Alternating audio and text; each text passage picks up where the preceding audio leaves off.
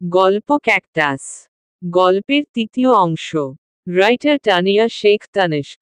মনুষ্য জীবনের সাথে ঋতুর দারুণ এক সাদৃশ্য লক্ষ্য করা যায়। ঋতু বদলে কখনো চৈত্র আসে তো কখনো শ্রাবণ। মানুষের জীবন পরিক্রমাও ঠিক তেমনি। কখনো আসে দুঃখ আবার কখনো বা সুখ। কৃষ্ণচন্দ্র মজুমদারের সেই বিখ্যাত চরণ বলি, কাটা হেরি ক্ষান্ত কেন কমল তুলিতে।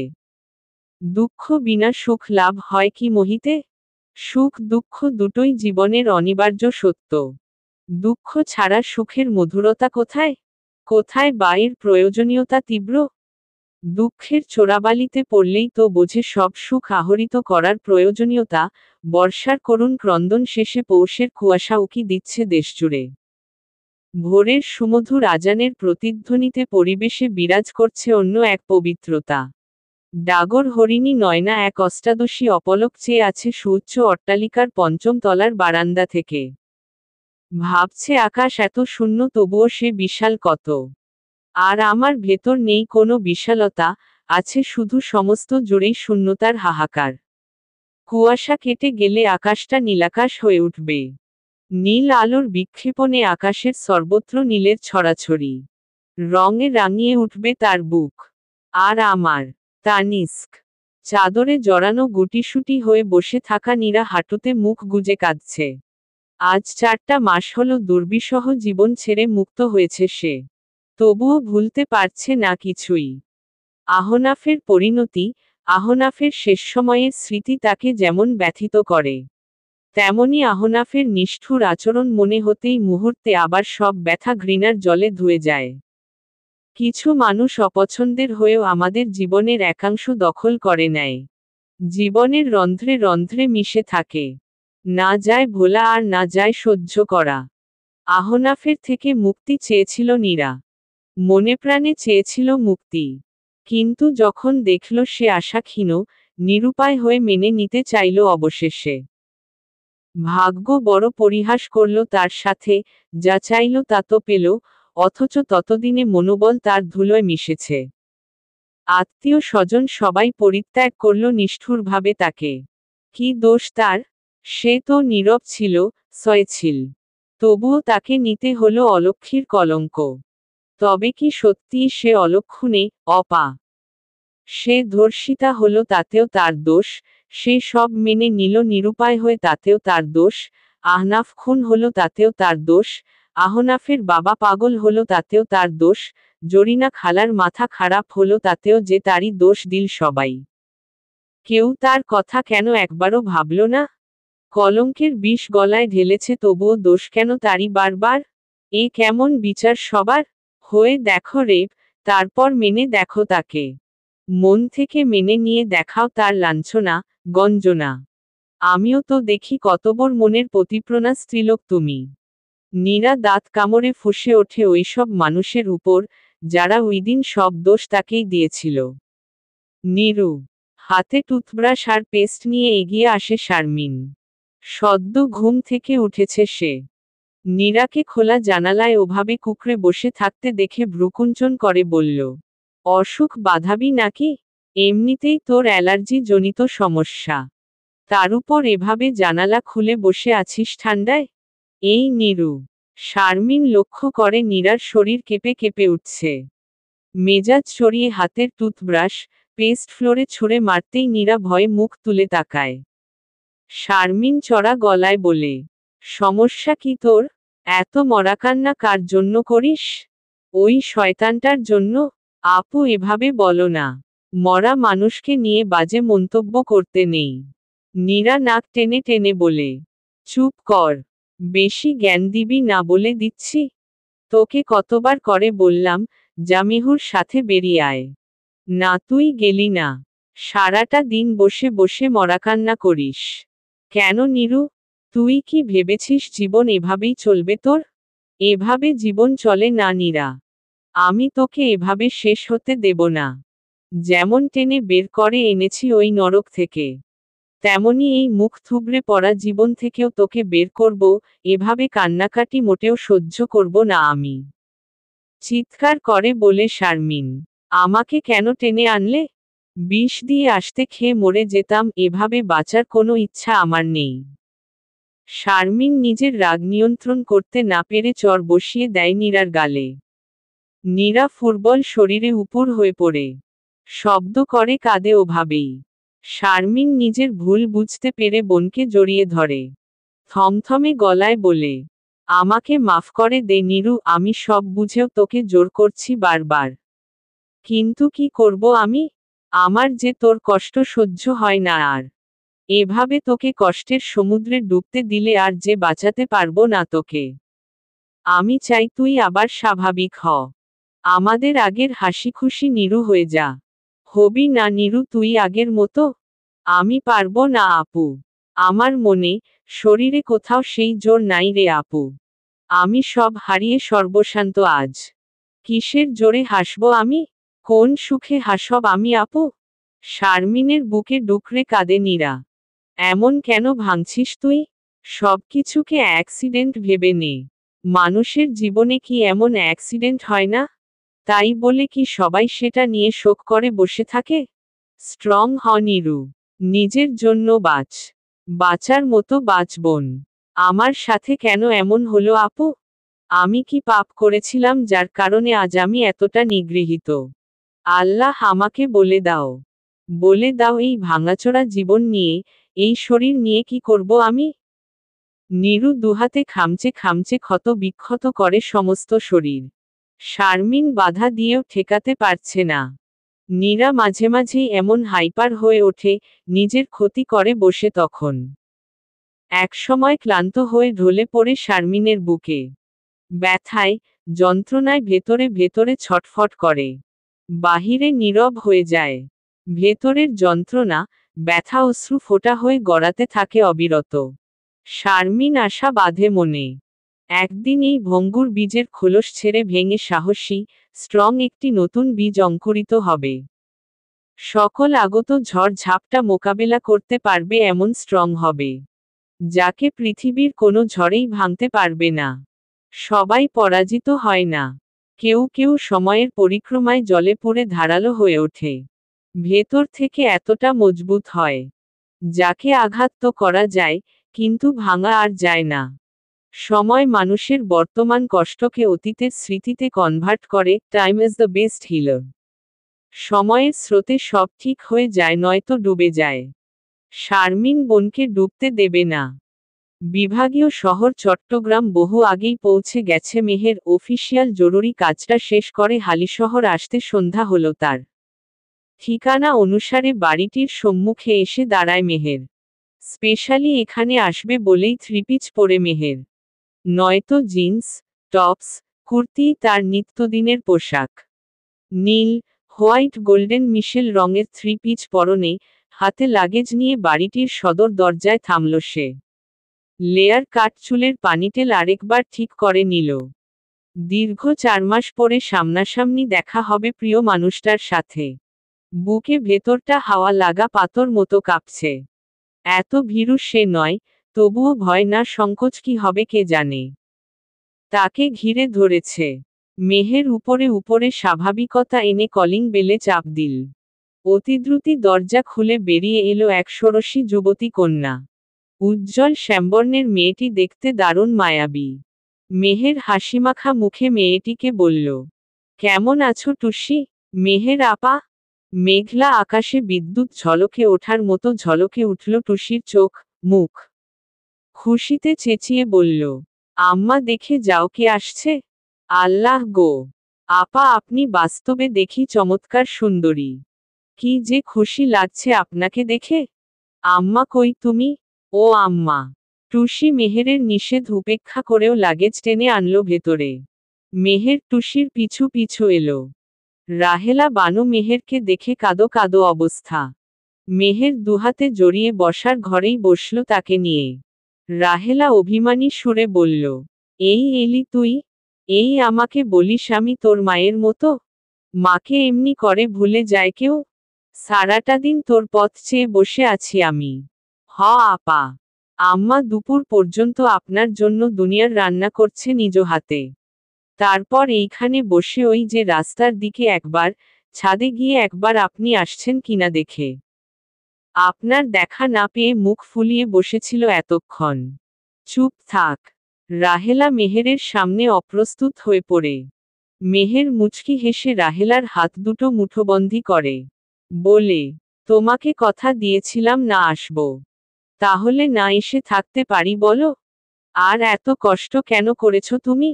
আমি কি অতিথি নাকি? আমি কি বলেছি তুই অতিথি? তুই কি আমার, সে কি আর বলতে হবে মুখে? মেহের লজ্জায় মুখ নুয়ে বসে থাকে।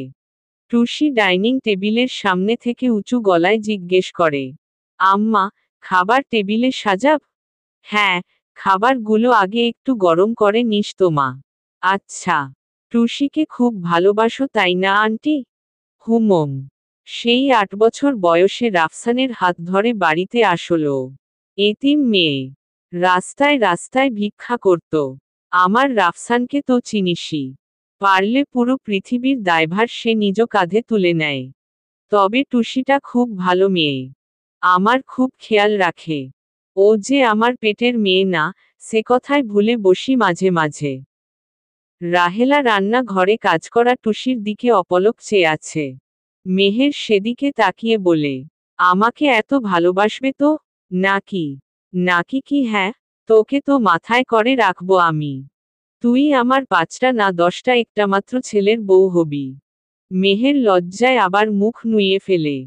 রাহেলা ওর থুতনি ধরে তুলে বলে, হ্যাঁ মা, আমার ছেলেটাকে কি তুই বলবি না আমি? এই না, না, একদম এসব ওকে বলতে যাবে না কিন্তু। ও নিজে এসে আমাকে বলবে যেদিন সেদিনই সব হবে। যদি না বলে? আন্টি। মেহের আতঙ্কে জড়ানো কণ্ঠে বলে। চোখে মুখে জল ছলছল তার। রাহেলা ওর মাথায় হাত রেখে বলে, আমার ভয় করে রে মা। তোদের এত নিষেধ করা সত্ত্বেও তোরা ওই অলক্ষণে মেয়েটাকে নিয়ে এলি। ওদিকে আমার আত্মীয় স্বজন সম্পর্ক ছিন্ন করেছে আমাদের সাথে। রাফসানকে তো সহ্য করতেই পারছে কেউ। আঞ্জুটা পুত্রশোকে শয্যাশায়ী। স্বামীটাও ওর পাগল হয়ে পাগলা গার্দ। সব দোষ যে তোদের দিচ্ছে ও। তোদের নিয়ে আমার খুব চিন্তা হয়। সব দোষ ওই অশুভ, অপা মেয়েটার। একদিন আমারও মায়া জন্মেছিল। আজ শুধু অভিশাপ দিতে ইচ্ছা করে। আহারে বেচারা আহনাফ। দেখিস তুই ওই মেয়ের জন্মেই যাবে কাঁদতে কাঁদতে। এতগুলো জীবন শুধু ওর জন্য নষ্ট হলো। আমার রাফসানকে ওর থেকে দূরে রাখিস মা। Aunty please. এভাবে বলো না ওকে। তুমিও তো মেয়ে। আরেকটা মেয়ের কষ্ট কেন বুঝছো না তাহলে? এই এক কথা বলে বলে মাথা খারাপ করছিস তুই আর রাফসান। আমার ওই মেয়ের নামই এখন সহ্য হয় না। ওকে লাই দিস না। ঘর ভাঙা মেয়ে কখনো কারো ঘর বাঁধতে দেয় না। দূরে থাকবি তুই আর রাফসান ওর থেকে। রাহেলা নীরাকে নিয়ে সাবধান করতে লাগলো ওকে। মেহের দীর্ঘশ্বাস ছেড়ে রাহেলার কাঁধে মাথা রাখল। মনে মনে ভাবল, আন্টি দোষ তো ওর না। দোষ আমাদের সংকীর্ণ চিন্তাধারার। জোর করে রেপিস্টকে যারা স্বামী বানাতে পারে, তাদের চোখে আসলেই দোষী নীরা। যে সয় সেই কেবল বোঝে। বাকিদের সাধ্য কি তা বোঝার? তারা তো শুধু দোষী দেবে। খাওয়া দাওয়া শেষে কিছুক্ষণ ঘুমিয়ে নিয়েছিল মেহের। ঘুম থেকে উঠল প্রায় 10টার দিকে। উঠে বসার ঘরে আসতেই জানতে পারল রাফসান এই মাত্র ফিরেছে। রাহেলা এক প্রকার জোর করে মেহেরকে উপরে পাঠিয়ে দিল। দোতলায় একা রাফসান থাকে। নিচতলায় দুটো রুম। একটাতে রাহেলা আর টুসি থাকে, অন্যটা মনে হয় গেস্টদের জন্য বরাদ্দ রেখেছে। সিঁড়ি বেয়ে উপরে উঠতেই দোতলায় দুটো রুম দেখা যায়। রাহেলা আগেই বলেছে ডান সাইডের রুমটা রাফসানের শোবার ঘর আর বামটাতে তার স্টাডি রুম। মেহের কয়েকবার নক করার পরও কেউ খুলল না। অগত্যা লক ঘুরিয়ে নিজেই রাফসানের রুমে প্রবেশ করল সে। অনুমতি ছাড়া প্রবেশে অস্বস্তি ফিল করছে, আবার রাফসানের রুমে রাফসানের গায়ের সুগন্ধ অনুভব করে শিউরে উঠছে মেহের। ডিম লাইটের অনুজ্জ্বল আলোয় রুমটা ঘুরে ঘুরে দেখে নিল। গোছালো, পরিপাটি রুম। খাটের কোল ঘেঁষে হাঁটতে হাঁটতে মেহের চলে এলো ব্যালকনিতে। সামনের ছোটবড় বিল্ডিংয়ে জ্বলে ওঠা বাতিতে পুরো শহরটা দেখল এক নজর মেহের। ব্যালকনিতে বাহারি ফুল গাছ লাগানো। মেহের হাতে ছুঁয়ে দেখছিল গাছ, ফুল। হঠাৎ কিছু বিঁধল ওর হাতে। ব্যথায় আহ করে উঠল মেহের। কে ওখান? প্রশ্নটা করে দ্রুত পায়ে এগিয়ে এলো রাফসান। মেহেরকে এখানে দেখে বিস্মিত হয়ে বলল, আমার লেডি জেমস বন্ড যে। What a surprise! কখন এসেছ? মেহের বরফের মতো জমে গেল ভেজা, এলোমেলো চুলে সদ্যস্নাত রাফসানকে দেখে। বুকটা টিপটিপ করছে ওর। হাতের ব্যথা মুহূর্তে গায়েব। রাফসান মুখে সামনে তুড়ি বাজিয়ে ভ্রু নাচাতেই অপ্রস্তুত হাসল মেহের। হাতের ব্যথাটা টনটন করে উঠল ঘোর কাটতে। রাফসান উদ্বিগ্ন হয়ে জিজ্ঞেস করল, কাটা ফুটালে কি করে? ওই যে তোমার গাছ ফুটিয়ে দিয়েছে। কি হিংসে! আমি যেন তোমাকে দখল করতে এসেছি। দেখো হিংসে জলে পুড়ে কি করেছে। রাফসান মেহেরের কথার ভঙ্গি শুনে হাসল। বলল, তা তো করবেই। গভীর প্রেম আমাদের। ঈষস। আর ঈষস টিসস করো না। চলো অ্যান্টিসেপটিক লাগাতে হবে। মেহেরকে বিছানায় বসিয়ে ড্রয়ার থেকে ফার্স্ট এইড বক্সটা নিয়ে এলো। মেডিসিন মেহেরের হাতে লাগাতে লাগাতে বলল, ক্যাকটাসের কাটা ফুটেছে বোধ হয়। ক্যাকটাস? কি সাংঘাতিক তুমি! পৃথিবীতে এত প্লান্ট থাকতে এই বিপজ্জনক গাছটা লাগানোর শখ হলো তোমার? মোটেও বিপজ্জনক নয় ওটা। সেলফ ডিফেন্ড করে বলেই কি বিপজ্জনক হয়ে গেল? ধরতে গেলেই কাটা ফুটিয়ে দেওয়া সেলফ ডিফেন্ড বলছো? আমি কি ক্ষতি করতে চাচ্ছিলাম নাকি? যার যা ধর্ম বুঝলে। আর সবচেয়ে বড় কথা তুমি হাত বাড়ালে বলেই তো খোঁচাটা খেলে। সে সেধে এসে তো আর খোঁচা দেয়নি। এমন ভয়ানক জিনিস না রাখলেই তো পারো। মেহের কপট রাগ দেখালো। রাফসান মুচকি হেসে ফার্স্ট এইড বক্স নির্দিষ্ট স্থানে রেখে বলল, আগে ছিল না। গত সপ্তাহে অফিস থেকে ফেরার পথে ভ্যানগাড়িতে দেখলাম। জানো মেহের, দারুণ একটা সাদা ফুল ফুটেছিল ক্যাকটাসটাতে। কাঁটাযুক্ত গাছেও যে এমন ফুল হয় দেখেই বিস্মিত আমি, সাথে মুগ্ধও বলতে পারো। সব সুন্দর জিনিসই কাটা থাকে। এই যেমন গোলাপের কথায় ধরো না। তাই তো নিয়ে এলাম। সব সুন্দর সাথেই কাটা থাকাটা আবশ্যক বুঝলে। নয়তো সুন্দরকে নিরাপত্তা দেবে কি করে? অবলীলায় যে কেউ ছিঁড়ে ফেলতে চাইবে।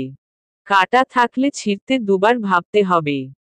আরও ইন্টারেস্টিং হলো অন্য গাছের মতো রোজ রোজ কেয়ার করা লাগে না। দারুণ সহিষ্ণু হয় এরা। মরুভূমির উদ্ভিদ বলেই হয়তো এমন সহিষ্ণু। কেন যেন বিশেষ কারো কথা মনে করিয়ে দেয় ক্যাকটাস আমাকে। যদিও দুজনই এরা ভিন্ন প্রজাতির। অবস্থানটাও ভিন্ন। তবুও মনে হয় হোক সে ক্যাকটাস নিজের জীবনে কিংবা কেউ আসুক ক্যাকটাস হয়ে তাকে আগলে রাখতে। ঠিক ফুলটার মতো। এখন রোজ রোজ ক্যাকটাসকে দেখলে তার কথা ভাবি। আশ্চর্য হচ্ছ তাই না? আমিও আজকাল হচ্ছি। মানুষের মনের অলিগলিতে কখন কি ঘটে, মানুষ নিজেও হয়তো তার আভাস পায় না। আশ্চর্য কিছু ঘটে যায়, যার কল্পনাও হয়তো করা ছিল না আগে। মেহের ভ্রুকুটি করে চেয়ে আছে রাফসানের বিমুগ্ধ হওয়া মুখটায়। মনের কোণে অসহনীয় ব্যথা হচ্ছে শেষ কথাগুলো শুনে।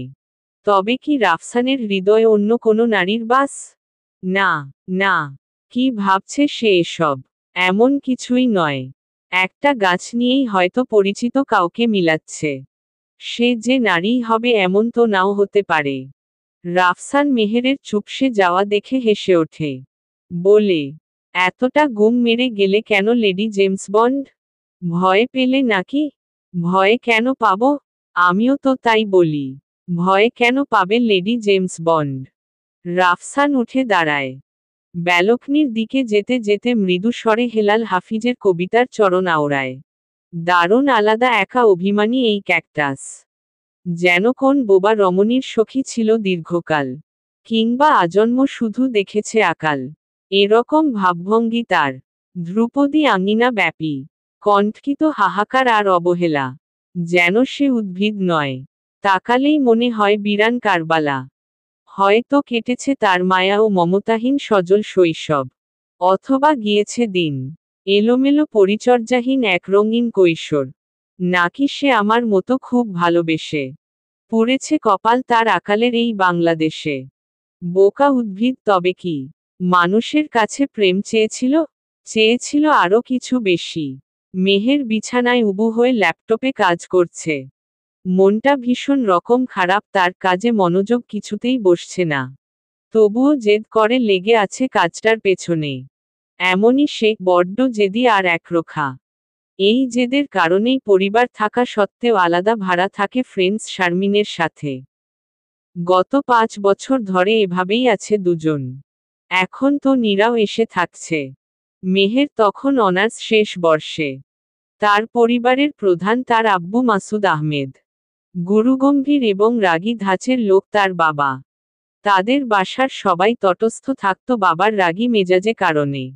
মেহের যত বড় হয়েছে ততই ভয়টা কমেছে। ভয় কমার পেছনে অবশ্য কিছু কারণ ছিল। তার বাবার কিছু অনৈতিক ব্যাপার স্যাপার যা সে দেখেছিল, শুনেছিল। এই দেখা শোনাতেই ভয় কমে ঘৃণা জন্ম নেয়।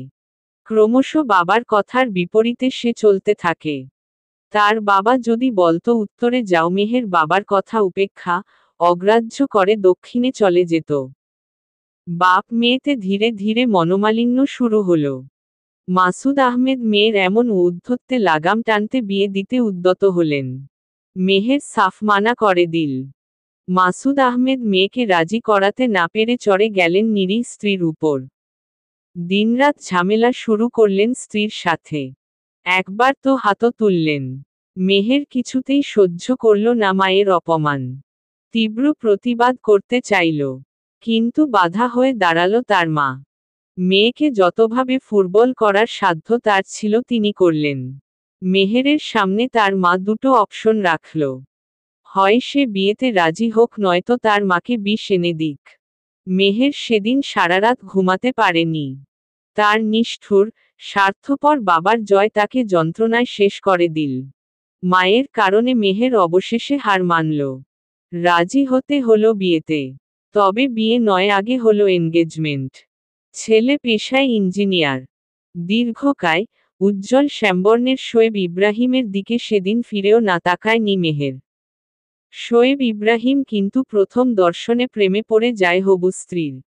তাদের মধ্যেকার কথাবার্তার সম্পর্ক বেশিদূর যেতে পারেনি শোয়েব ব্যাপার মেহেরের তাচ্ছিল্যের কারণে। তাদের এনগেজমেন্টের 1 মাস না হতেই মেহের সেই সদ্য গড়ে ওঠা সম্পর্কটা ভেঙে দেয়।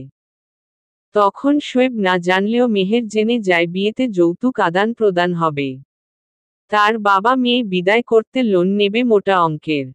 মেহের আগাগোড়াই অন্যায়ের বিরুদ্ধে চলে। যেখানে অন্যায় দেখেছে প্রতিবাদ করেছে। বাবা মায়ের সাথে তর্কাতর্কি করে বাড়ি থেকে বের হয়ে আসে সে। মাসুদ সাহেব মেয়ের সামনে শর্ত রাখে, হয় সে ফিরে এসে বিয়েতে রাজি হোক, নয়তো তাদের চিরতরে ত্যাগ করুক। আত্মসম্মান ও রাগের বশে সেদিন মেহের দ্বিতীয় অপশন চুজ করেছিল। সবাইকে ছেড়ে এসেছিল। শোয়েব সব শুনতে পেরে ছুটে এসেছিল মেহেরের কাছে, ক্ষমা চেয়েছিল। মেহের নিষ্ঠুরভাবে প্রত্যাখ্যান করেছিল তাকে। অনামিকা থেকে আংটি খুলে ছুঁড়ে মেরেছিল শোয়েবের মুখের উপর। শোয়েব টু শব্দটিও করেনি সেদিন, মন থেকে যাকে চেনা সম্ভব, অনুভব করা সম্ভব করেছিল মেহেরকে সে। যতটুকু বোঝার, চেনার চিনেছিল মেহেরকে। তাই তো সেদিন নীরব চলে গিয়েছিল। মেহের বলেই গিয়েছিল প্রায় শোয়েবকে। আজ হঠাৎ 5 বছর বাদে কেন দেখা হলো মানুষটার সাথে? মেহেরের ভেতর দুমড়ে মুচড়ে যাচ্ছে। তার আজকের পরিণতির জন্য সে শোয়েবকেই দায়ী করে। সে জানে না শোয়েব তারই মতো ভুক্তভোগী। সে তো রাগ ঝেড়েছে, সব ছেড়েছে। শোয়েব যে সব বুকে চেপে আজও নীরব। কেন সে নীরব? মেহের নিজেকেই শুধায়। বিকেলে একটা রিপোর্ট তৈরি করতে গিয়েছিল উত্তরা। ফিরতি পথে দেখা স্কুল ফ্রেন্ড লামিসার সাথে। লামিসার যাচ্ছিল তার অন্য এক বন্ধুর বিয়ের অনুষ্ঠানে। এতদিন পর মেহেরকে পেয়ে কিছুতেই ছাড়ল না সে, জোর করে সাথে নিয়ে এলো।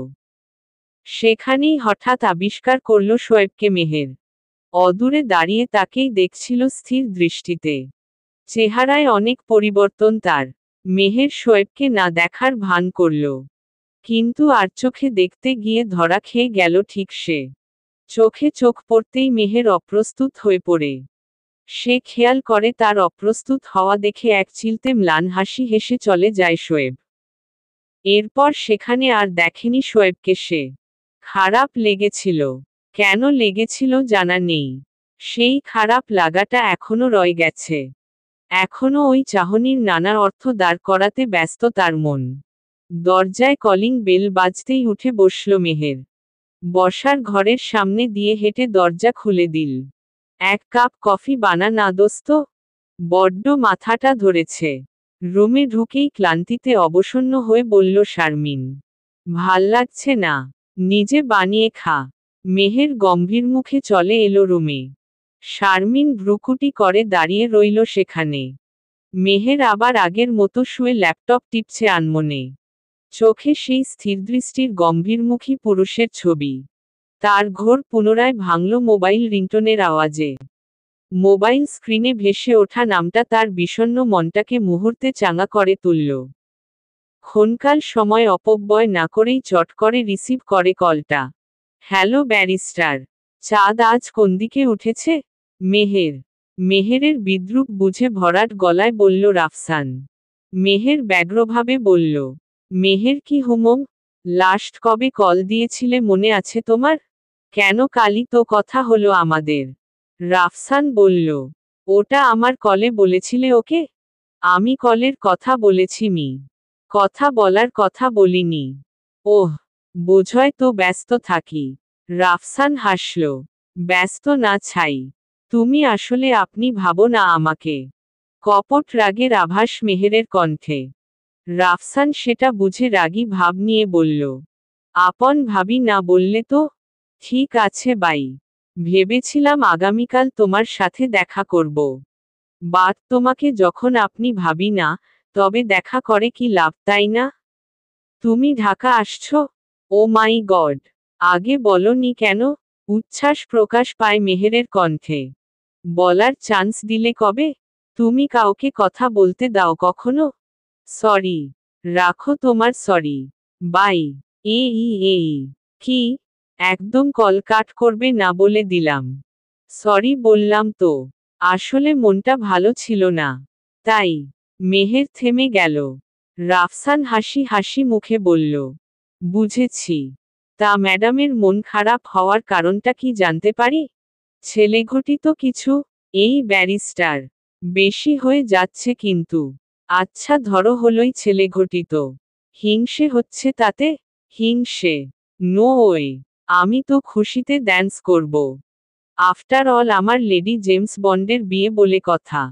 আমার বিয়ে হলে খুশি হও তুমি? মেহের উঁচু গলায় বলল, তো কি অখুশি হওয়ার কথা? ফ্রেন্ডের বিয়েতে খুশি হব না? রাফসানের হেসে হেসে বলা কথাটা মেহেরকে আঘাত করে। রাগে দাঁত চেপে চুপ হয়ে যায় মেহের। মোবাইলের ওপাশে মেহেরের সারা শব্দ না পেয়ে রাফসান হ্যালো হ্যালো করে। অগত্যা কল কাট করে ফের কল করে রাফসান। মেহের রাগে, অভিমানে গাল ফুলিয়ে কল কাটের শেষ মুহূর্তে রিসিভ করে কালে তোলে মোবাইল। এবারও চুপ সে। রাফসান বেশ অবাক হয় ওর এমন আচরণে। কিছুটা বিব্রত স্বরেই বলে, মেহের তুমি বিরক্ত হলে বলো কল কাট করছি। না তেমন কিছু না। আমি কি এমন কিছু বলেছি যার কারণে কষ্ট পেলে তুমি? আরে না। মেহের অনিচ্ছাপূর্বক হাসল। রাফসান কথা বাড়াতে চাইল না আর। তার ধারণা মেহের আপসেট হয়েছে। কেন হঠাৎ আপসেট হলো কিছুটা হলেও আন্দাজ করতে পেরেছে সে। মনের ভাবনা একপাশ করে রাফসান স্বাভাবিক গলায় বলল, কাল কি দেখা হচ্ছে আমাদের? অবশ্যই। মেহের হাসল এবার। আরও দুয়েক কথা বলে কথা শেষ করে দুজন। মেহেরের মনটা আবারও খারাপ হয়ে গেল। 2 বছর কেটে গেছে তবুও কেন রাফসান তাকে বুঝল না? নাকি বুঝেও সে হেয়ালি করে? মেহেরের মনের অবস্থা কেন তাকে নাড়া দেয় না? কেন সে বন্ধুত্বের সীমার বাইরে তাকে ভাবতে পারল না আজও? মেহের বালিশে মুখ গুজে নীরবে অশ্রু বিসর্জন দেয়। শারমিন অফিস থেকে ফিরে ফ্রেশ হয়ে রাতের খাবার তৈরিতে লেগে গেছে। নীরা বাসায় থাকলে তাকে এই ঝামেলা পোহাতে হয় না। আজও নীরা ওভার টাইম করছে। যেদিন ক্লাস করে সেদিন জবে ওভার টাইম করা লাগে ওর। আজ ইম্পর্টেন্ট ক্লাস ছিল বলেই দেরিতে অফিস যেতে হয়েছে। সুতরাং টাইমটাও পূর্ণ করতে হবে, ওভার টাইম করে। শারমিন তরকারি বসিয়ে 2 কাপ কফি হাতে মেহেরের রুমে ঢুকল। মেহের গোমরা মুখে ল্যাপটপে খটখট আওয়াজ তুলে কাজ করছে। শারমিনকে রুমে ঢুকতে দেখে ম্লান হাসল সে। শারমিন কফির কাপ এগিয়ে ওর দিকে তাকিয়ে নিজের কাপে চুমুক দিয়ে বলল, মন খারাপ কেন? কই না তো। ঢং করিস না। কি হয়েছে বল? শারমিন পাশে বসে বলল, আরে জাস্ট মুড অফ। মেহের ল্যাপটপে দৃষ্টি অনড় রেখে কফিতে চুমুক দেয়। শারমিন এক চুমুক দিয়ে কফির কাপের কোনায় আঙুল নাড়াচাড়া করে বললে, তোর ব্যারিস্টারের কি খবর? মেহের এবার মুখ তুলে চায় শারমিনের দিকে। চোখ ছোট করে শারমিনের বাহুতে চড় মেরে বলে, তুই শুধরাবি না? শকুনের কান তোর সব শোনায় লাগবে তাই না? অবশ্যই। ইহা আমার বান্ধবীগত হক। বল কি বলল? কাল আসবে বলল। এখানে? এখানে আসতে তো চায় না। তবে এবার আর ছাড়ছি না বুঝলি। যত টাকি মাছের মতো ফসকানোর চেষ্টা করুক, টেনে টুনে এবার আনবই আনব। দেখি সঙ্গ প্রত্যঙ্গ যেন অক্ষত থাকে। তোর বলে ভরসা কম আমার। দেখা গেল টানতে টানতে হাত পা বেচারার নাই হয়ে গেল। কুত্তি। মেহের কুশন ছুঁড়ে মারে শারমিনের দিকে। শারমিন তড়িৎ গতিতে দৌড়ে দরজার কাছে চলে আসে। এক চোখ টিপে হাসতে হাসতে বলে, বল তো কাল ঘরটা ফুলে ফুলে সাজিয়ে রাখব। শারমিন, তোকে কিন্তু। মেহের লজ্জায় ঠোঁট টিপে হাসে। শারমিন ততক্ষণে গুনগুন করতে করতে চলে এসেছে রান্নাঘরে। রাত 9টা কিছুক্ষণ পরই নীরা ফিরল। বিধ্বস্ত চেহারা। এমনিতেই সে নরম ধাঁচে গড়া। অতিরিক্ত প্রেসার পড়লে তার অবস্থা এমন ঝড়ের কবলে পড়া পথিকের মতো হয়ে যায়। তাছাড়া অতীত ক্ষতের যন্ত্রণা তো আছেই। রুমে ঢুকতেই শারমিন জিজ্ঞেস করে, এত দেরি হলো যে আজ তোর? ম্যানেজার সবাইকে দেরিতে ছেড়েছে। কাস্টমার ছিল তখনও কিছু। নীরা মৃদু স্বরে বলল, বকেছে নাকি আজও? মুখটা অমন মলিন কেন? দুপুরে লাঞ্চ করা হয়নি। কলেজ থেকে বেরিয়ে সোজা কাজে গিয়েছিলাম। মলে ভিড় ছিল আজ খুব, তার উপর। এতটুকু বলেই লম্বা শ্বাস নিল নীরা। শরীরের দুর্বলতা গলাতেও জেঁকে বসেছে। তার উপর কি? শারমিন প্রশ্ন করে। একটা কাস্টমার বাজে ভাবে ডিস্টার্ব করছিল। আমি ম্যানেজারকে বলায় উল্টো ঝাড়ি খেয়েছি। আমার কিছুই ভালো লাগে না।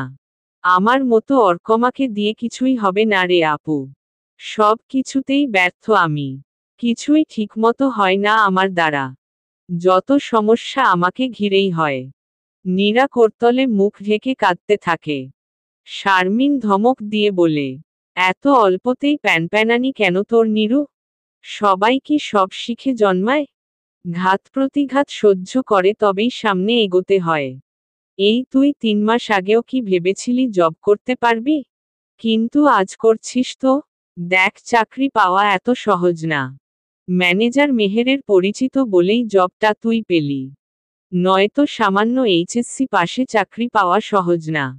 আমি নিজেও প্রথম ঢাকা এসে এই সেলস গার্লের পেশায় ঢুকেছিলাম। এখন দেখ আমাকে। মাস গেলে 30,000 টাকা, পদোন্নতিও বেড়েছে। তোকেও এমন হতে হবে। যদি অন্য জব পাস তো ভালো। নয়তো এটাতেই অভিজ্ঞতা বাড়াতে থাক। এই জবের মাধ্যমেই আত্মপ্রতিষ্ঠিত করবি তোর সব ক্ষেত্র। বোকা, সহজ সরল, ঘরকুনো হয়ে থাকলে সারা জীবন লাথি উষ্টা ছাড়া আর কিছুই পাবি না কারো কাছে। জীবন তোকে যথেষ্ট শিক্ষা দিয়েছে। তারপরও যদি এমন হতাশ হয়ে পারবো না, হবে না আমার দ্বারা এসব বলিস, তবে তোর বিষ খাওয়া উচিত। কথা কানে ঢুকছে তোর? নীরা বিষণ্ণ মুখখানা নত করে বসে আছে। শারমিনের সব কথা তীরের মতো তাকে বিদ্ধ করে। তার অসহ্য লাগে সবকিছু মাঝে মাঝে। অন্য সবার মতো চঞ্চল, স্পষ্টভাষী নয় সে। এই জবে টিকতে তাকে কি পরিমাণ কষ্ট করতে হচ্ছে কেবল সেই জানে। সেলসগার্লের জব সহজ নয় তার জন্য। একটা প্রোডাক্ট দেখাতে গেলে যে পরিমাণ দক্ষতা দেখানো প্রয়োজন তার তা নেই। তবুও ম্যানেজার তাকে জবে বহাল রেখেছে শুধুমাত্র মেহেরের কথা রাখতে। ম্যানেজার ভেতরের ক্ষোভটা আজকাল প্রায় ধমক দিয়ে নেয়। নীরা বোঝে ম্যানেজার তাকে বাদ দিতে চেয়েও পারছে না। নীরাও তাকে কাজ দেখিয়ে খুশি করতে পারছে না। আবার জব ছাড়াও তার পক্ষে সম্ভব নয়। শারমিন তাকে কিছুতেই এই জব ছাড়তে দেবে না। কারণ শারমিনের বিয়ের কথাবার্তা চলছে। বিয়ে হয়ে গেলে নীরার কি গতি হবে? এসব চিন্তায় মাঝে মধ্যে ঘুম হয় না নীরার। জীবনের প্রতি পদে পদে কাটা বিছানো। পায়ের তলা শক্ত না করলে যে চলছেই না আর তার। শারমিন নানাভাবে তার এমন ফুটবল স্বভাবের জন্য তিরস্কার করে যাচ্ছে। নীরা জানে এই তিরস্কার তাকে ছোট করার জন্য নয়, মজবুত করার জন্য। এই আঘাতগুলো শারমিন তাকে করে তার ফুটবল মুহূর্তে। নীরা উঠে গোসলখানায় ঢুকল। চোখের পানি শাওয়ারের পানিতে মিলেমিশে একাকার। দীর্ঘশ্বাস ছেড়ে হাঁটু মুড়ে বসে রইল শাওয়ারের নিচে সে।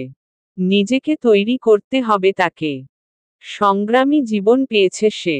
সংগ্রাম ছাড়া টিকে থাকতে পারবে না এই পৃথিবীতে।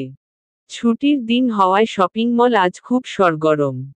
কাস্টমারের ভিড় বেড়েছে প্রসাধনী সামগ্রীর এই কর্নারটাতে। সাদা কালো ছাপার কামিজের উপর কোম্পানির ট্যাগ লাগানো নেভি ব্লু টি শার্ট পরেছে নীরা। উপরে হিজাব বাঁধা পরিপাটি করে। অন্যান্য মেয়েরা একটু আকটু সাজগোজ করলেও নীরা একদম সাদামাটা। সাজের বালাই নেই তার মুখশ্রীতে। বিনম্র ভঙ্গিতে দাঁড়িয়ে আছে সে। কাস্টমার এগিয়ে আসলেই হাসি মুখে সালাম দিয়ে জিজ্ঞেস করছে, how can I help you madam sir? যেই প্রোডাক্টটাতে কাস্টমার আগ্রহ দেখাচ্ছে সেটা যথাসাধ্য ধৈর্য এবং দক্ষতার সাথে উপস্থাপন করছে নীরা। মার্কেটিং পেশাটায় এমন ধৈর্য, বাকপটুতা এবং দক্ষতা অপরিহার্য। দ্বিতীয়, তৃতীয়টাতে বড্ড বেশি অভাব নীরার মধ্যে। তথাপি সে আজ বেস্ট দেখানোর চেষ্টা করছে প্রাণপণে। ম্যানেজার আজ নীরার কর্মচাঞ্চল্য দেখে বেশ অবাক হল। অন্যদিন কাস্টমারের সাথে কথা বলতে গেলে তার মধ্যে জোরতা লক্ষ্য করা যেত। প্রোডাক্ট সেল করতেও হড়বড়ানি ছিল খুব। আজ অনেকটা দক্ষতা দেখাচ্ছে সে। এক রাতের ব্যবধানে এত পরিবর্তন? ম্যানেজার লাঞ্চ টাইমের আগ পর্যন্ত নীরাকে অবজার্ভ করল। গুরুতর ত্রুটি পাওয়া গেল না অন্যদিনের মতো। ম্যানেজার মনে মনে খুশিই হল। নীরার এ মাসের পারফরমেন্স যথেষ্ট ভালো না হলে ম্যানেজার তাকে জব থেকে ছাঁটাই করে দেবে বলে মনস্থির করেছিল। তবে এখন কেন যেন ম্যানেজারের মনটা নরম হলো কিছুটা। আরও তো অর্ধেক দিন বাকি মাসের। দেখা যাক কি হয়। ম্যানেজার ভাবনা চিন্তা ভুলে নিজের কাজে ব্যস্ত হয়ে পড়ে। লাঞ্চ টাইমে কিছু স্টাফ দোকানের ভেতরের ফ্লোরে বসে লাঞ্চ শেষ করছিল আর কিছু ক্যান্টিন গেল। নীরা সহকর্মী শিলাসহ আরও দুজন মেয়ের সাথে লাঞ্চ করছিল বসে। ইতিমধ্যে ক্যান্টিন থেকে 3টে বার্গার নিয়ে সেখানে যোগ দিল তাদেরই আরেক সহকর্মী আরমান। একটা বার্গার নিজের কাছে রেখে বাকি দুটো নীরা এবং শিলার টিফিন বক্সের ঢাকনার উপর রাখল। নীরা এবং শিলা অপ্রস্তুত হয়ে সমস্বরে বলল, এসব কি? বার্গারও চিনিস না তোরা? আরমান বার্গারে কামড় দিয়ে হাসল। নীরা শিলা একে অপরের মুখের দিকে তাকালো। শিলা নীরার চাহনি বুঝে কটমট করে চাইল আরমানের মুখের দিকে। বলল, তোর চেয়ে ভালো চিনি এসব বুঝলি? তাহলে প্রশ্ন করলি কেন? প্রশ্ন করব না। তুই এখানে রাখলি কেন? ফটো তুলব তাই। তোদের খাওয়ার জন্য রেখেছি বলদি। খা চুপচাপ। আরমানের ধমকে বলা কথাগুলো শুনে শিলা হাত মুষ্টিবদ্ধ করে ওর বাহুতে ঘুষি দেয়। আরমান আহ করে ওঠে সাথে সাথে বলে, গুন্ডি, মারলি কেন? শিলা কিছু বলবে তখনই তাকে থামতে ইশারা করে নীরা। আরমানের দিকে তাকিয়ে বলে, এসব কি ঠিক আরমান? ক টাকা বেতন পাস তুই? মাত্র তো 7,000। তোর কাঁধে সংসারের ভার। এসব আজাইরা খরচ করতে নিষেধ করেছি না তোকে? আরে আজাইরা কই? আজ তোর পারফরমেন্স দেখেই তো ট্রিটটা দিলাম। এক রাতে এত বদলে গেলি কেমনে রে তুই? গতকালও কাস্টমার দেখলে তোতলাতি আর আজ ফ্লুয়েন্টলি কথা বলছিস। আমি তো অনেক খুশি তোর উন্নতিতে। আরমান দ্বিতীয় কামড় বার্গারে দিয়ে ইয়াম ইয়াম করে। নীরা নিজের খাবারের অর্ধেক ওর দিকে এগিয়ে বলে, তোকে কতবার বলেছি আমার খাবার কিংবা শিলার খাবার শেয়ার করিস। অযথা খরচ করার প্রয়োজন কি বল? তুই সব বুঝেও অবুঝ কেন আরমান? আরমান সে কথা এড়িয়ে যায়। শিলা এবং নীরাকে জোর করে বার্গারটা খাওয়ার জন্য। নীরা কিছুতেই খাবে না। শেষে মুচলেকা স্বরূপ আরমানকে ওয়াদা করতে হয় এমন অপচয় নেক্সট টাইম থেকে শেয়ার করবে না। যদিও আরমান জানে এসব ওয়াদা ফোয়াদা তার জন্য জাস্ট কথার কথা। শিলা ছাড়া বাকিরা ইশরায় টিপ্পনি করে আরমান এবং নীরাকে নিয়ে। তাদের ধারণা আরমান নীরার মধ্যে গভীর প্রেম। শুধু শিলা জানে সবার ধারণা ভুল। তবে এখন একসময় আরমান নীরাকে বলেছিল সে ভালোবাসে নীরাকে। আরমান এখন নীরার কাছে ওয়াদাবদ্ধ। ফ্রেন্ডশিপ ছাড়া ভিন্ন কিছুই আরমান প্রত্যাশা করবে না আর। শিলা জানে আরমান একসময় কতটা চাইতো নীরাকে। নীরার কালো অতীত জানার পরও সে নীরাকে অসম্মান করেনি। নীরার খুশির জন্যে ওয়াদা করেছিল নীরাকে ওই নজরে আর দেখবে না সে। তাদের ফ্রেন্ডশিপটা টিকেই আছে ভালোবাসার নিষেধাজ্ঞা মান্য করে। আরমান এই বন্ধুত্বের সম্পর্ক নষ্ট করতে চায় না। তাই তো শিলার প্রপোজে সহজে হ্যাঁ করে দিয়েছে। হ্যাঁ, এই তিনজন ছাড়া কেউ জানে শিলা এবং আরমান সম্পর্কে আছে। কিছুদিন পর হয়তো বিয়েও করে নেবে তারা। আরমানের মঞ্জুরে শিলা বর্তমান, তবে নীরাকে সে যথেষ্ট পছন্দ করে, সম্মানের চোখে দেখে। এর ভিন্ন আর কিছু তার মনে এখন আর নেই ভাবলেও ভুল হবে। ভালোবাসা শব্দটা দ্রুতই শেষ হয় না। ঘোর কাটতে কারো বহু বছর লাগে তো কারো চিরজীবন। নীরা সামান্য একটু ছিঁড়ে খেয়ে বাকিটুকু বার্গার সহকর্মীদের ভাগ করে দেয়। শিলা এবং আরমান অবাক হয় না তাতে। গত 3 মাস ধরে এই মেয়েকে তারা চেনে। চিনলেও ক্ষণে ক্ষণে অচেনা হয়ে পড়ে হঠাৎ নীরা তাদের চোখে। এই যেমন আজ বিস্তর পরিবর্তন লক্ষ্য করা যাচ্ছে তার মধ্যে। সবার চেয়ে আলাদা নীরা তাদের কাছে। এই খুশি, এই গম্ভীর। কাস্টমার এসে দাঁড়ালে হাসবে, তারপর মুখশ্রীতে মেঘের ঘন ঘটা। চিন্তায় ডুবে থাকে সর্বক্ষণ। আরমানের এখনো মনে পড়ে প্রথম প্রথম যখন জয়েন করেছিল নীরা তখনকার কথা। বোকা একটা মেয়ে, ভয়ে তটস্থ থাকত সবসময়, কাস্টমারের প্রশ্নে জর্জরিত হয়ে কেঁদেও ফেলেছে বহুবার। সাথে ম্যানেজারের ধমক আর বাকিদের উপহাসের নজর তো ছিলই তাকে ঘিরে। গতকালও ধমক খেল এতগুলো কাস্টমার এবং স্টাফের সামনে। বিনা দোষে ক্ষমা চাইতে হলো ওই অসভ্য পুরুষ কাস্টমারটার কাছে। নেহাতি আরমানের জব প্রয়োজন ছিল বলে ম্যানেজার এবং ওই লোকটা পার পেয়ে গেল। আরমান শিলার দিকে তাকিয়ে মুচকি হাসল। শিলাও হাসল লাজুক মুখে। যথারীতি কাজ পুরোদমে শুরু হলো আবার ওদের। কেউ কারো দিকে তাকানোর অবসর পাচ্ছে না কাস্টমার সামলাতে গিয়ে। নীরা সবেমাত্র একজন কাস্টমারকে বিদায় করে এলোমেলো আইলিনারগুলো সাজাচ্ছিল। একটা নিতে 10টা এলোমেলো করে কেউ কেউ। নীরাকে ধৈর্য এবং বিনম্রতার সাথে সেটা হ্যান্ডেল করতে হয়। হঠাৎ পেছনে থেকে মেহেরের কণ্ঠস্বর শুনে চমকিত হলো সে। আইলিনারগুলো হাতের মুঠে নিয়ে ঘুরে দাঁড়ালো। মেহেরকে দেখে যতটা খুশি হয়েছিল, পাশে দাঁড়ানো ব্যক্তিটিকে দেখামাত্র দ্বিগুণ অখুশি হলো সে। মুখ থেকে হাসি গায়েব হয়ে সেখানে ফুটে উঠল একরাশ অস্বস্তি।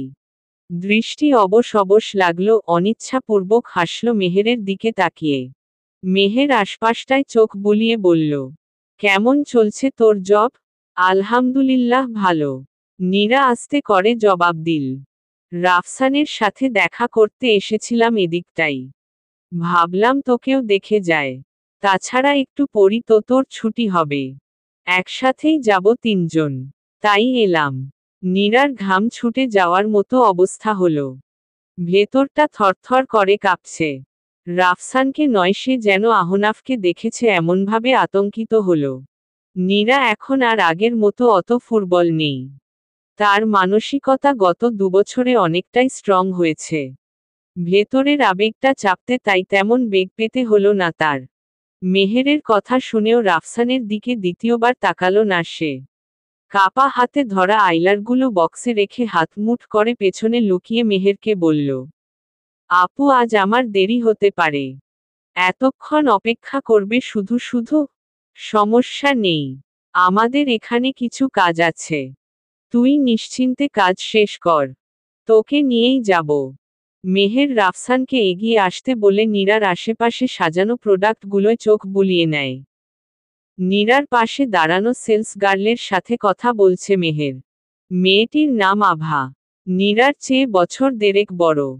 1 বছর হলো জবটা করছে সে। নীরার পরিচিত আপু জেনে মেহেরের সাথে বেশ খোশ মেজাজে পরিচিত হলো আভা। মেহের ভালো ব্র্যান্ডের একশেট মেকআপ ব্রাশ দেখতে চাইল তার কাছে। মেয়েটি বেশ উৎসাহ নিয়ে সেটা দেখাচ্ছে মেহেরকে। এদিকে নীরা রাফসানের সাথে একসঙ্গে কিছুতেই যেতে চাচ্ছে না। রাফসানের উপস্থিতিই অপছন্দ করছে সে। হোক রাফসান তার ব্যাপারে মেহেরকে হেল্প করেছিল তবুও অপছন্দ নীরার সে। আহনাফের ভাইকেও নীরা আহনাফের মতোই অপছন্দ করে। শুধু রাফসানকে নয়, তার পুরো পরিবারকেই। এদের জন্যেই আজ তার জীবন নরকসম।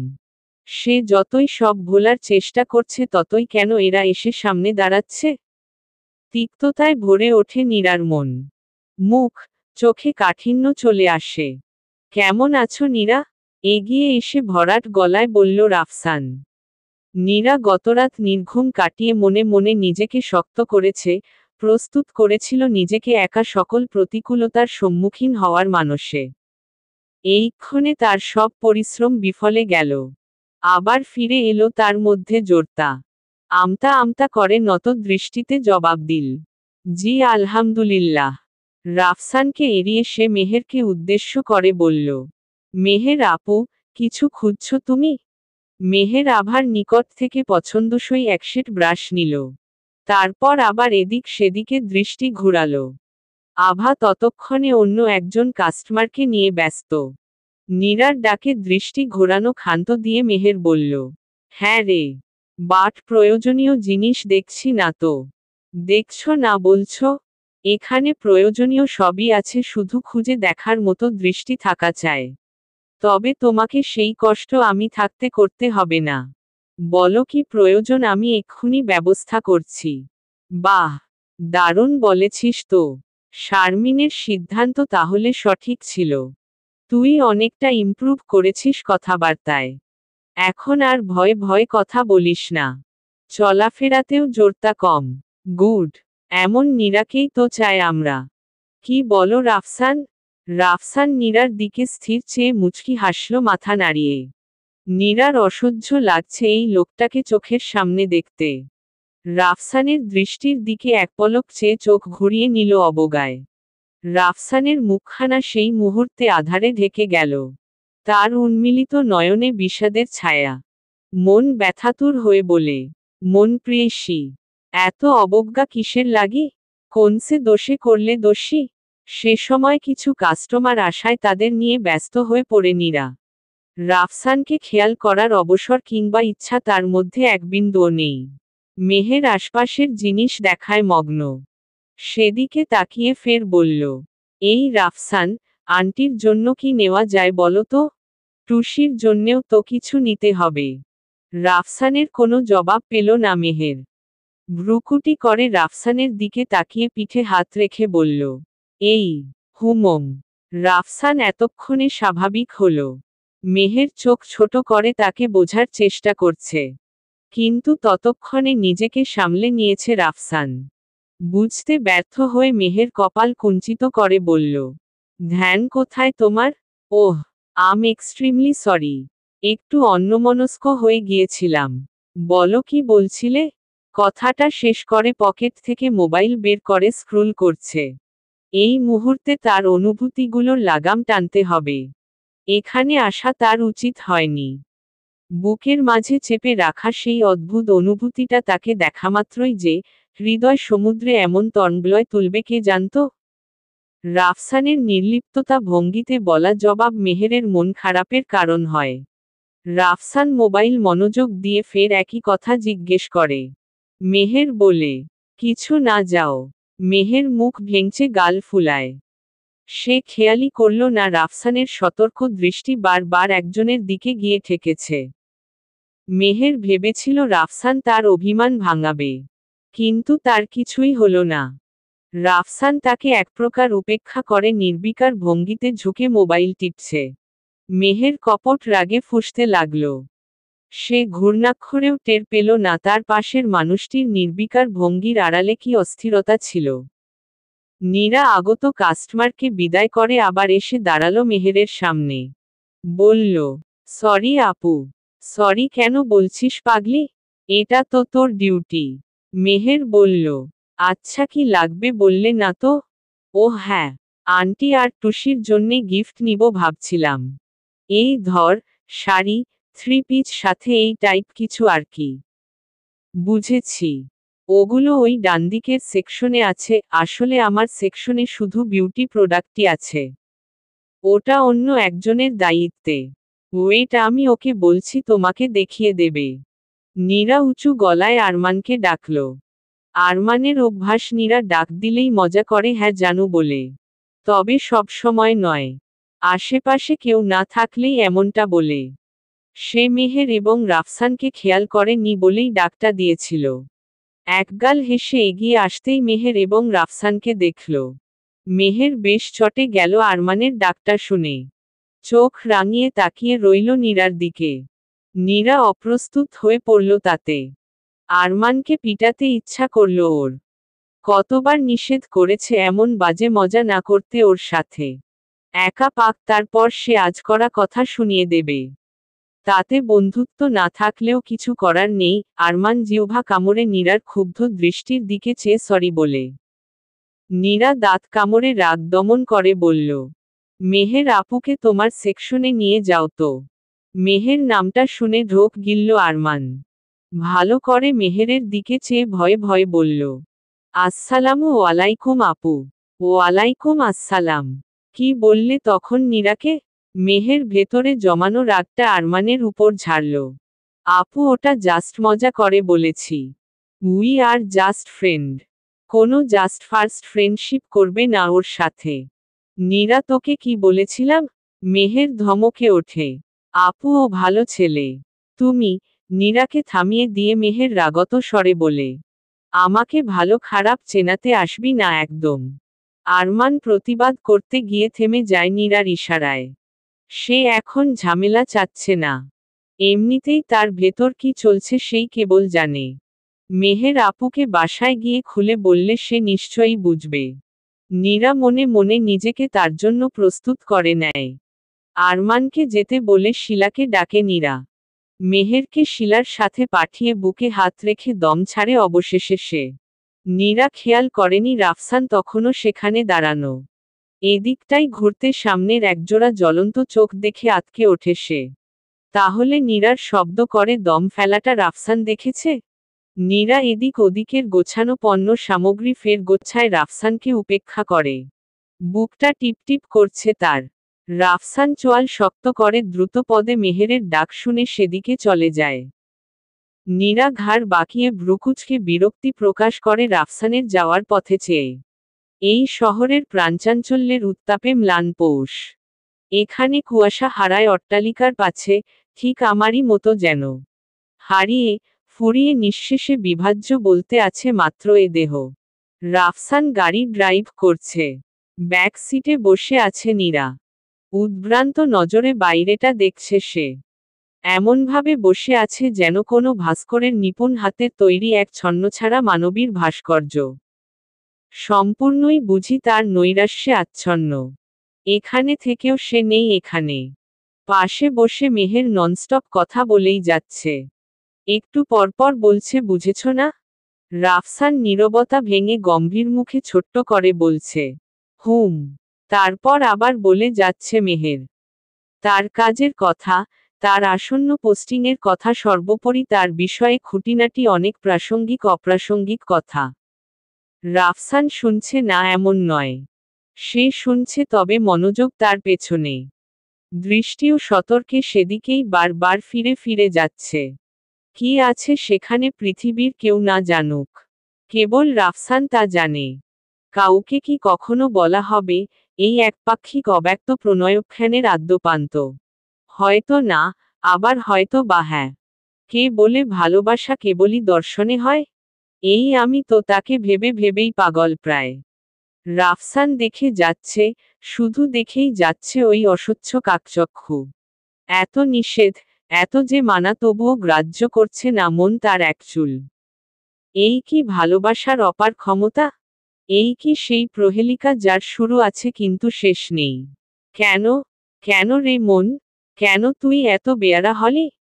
কেন সব অসাধ্য জেনেও নিজেকে খোয়ালি ওই কাকচক্ষুর দুর্ভেদ্য অন্তরালে?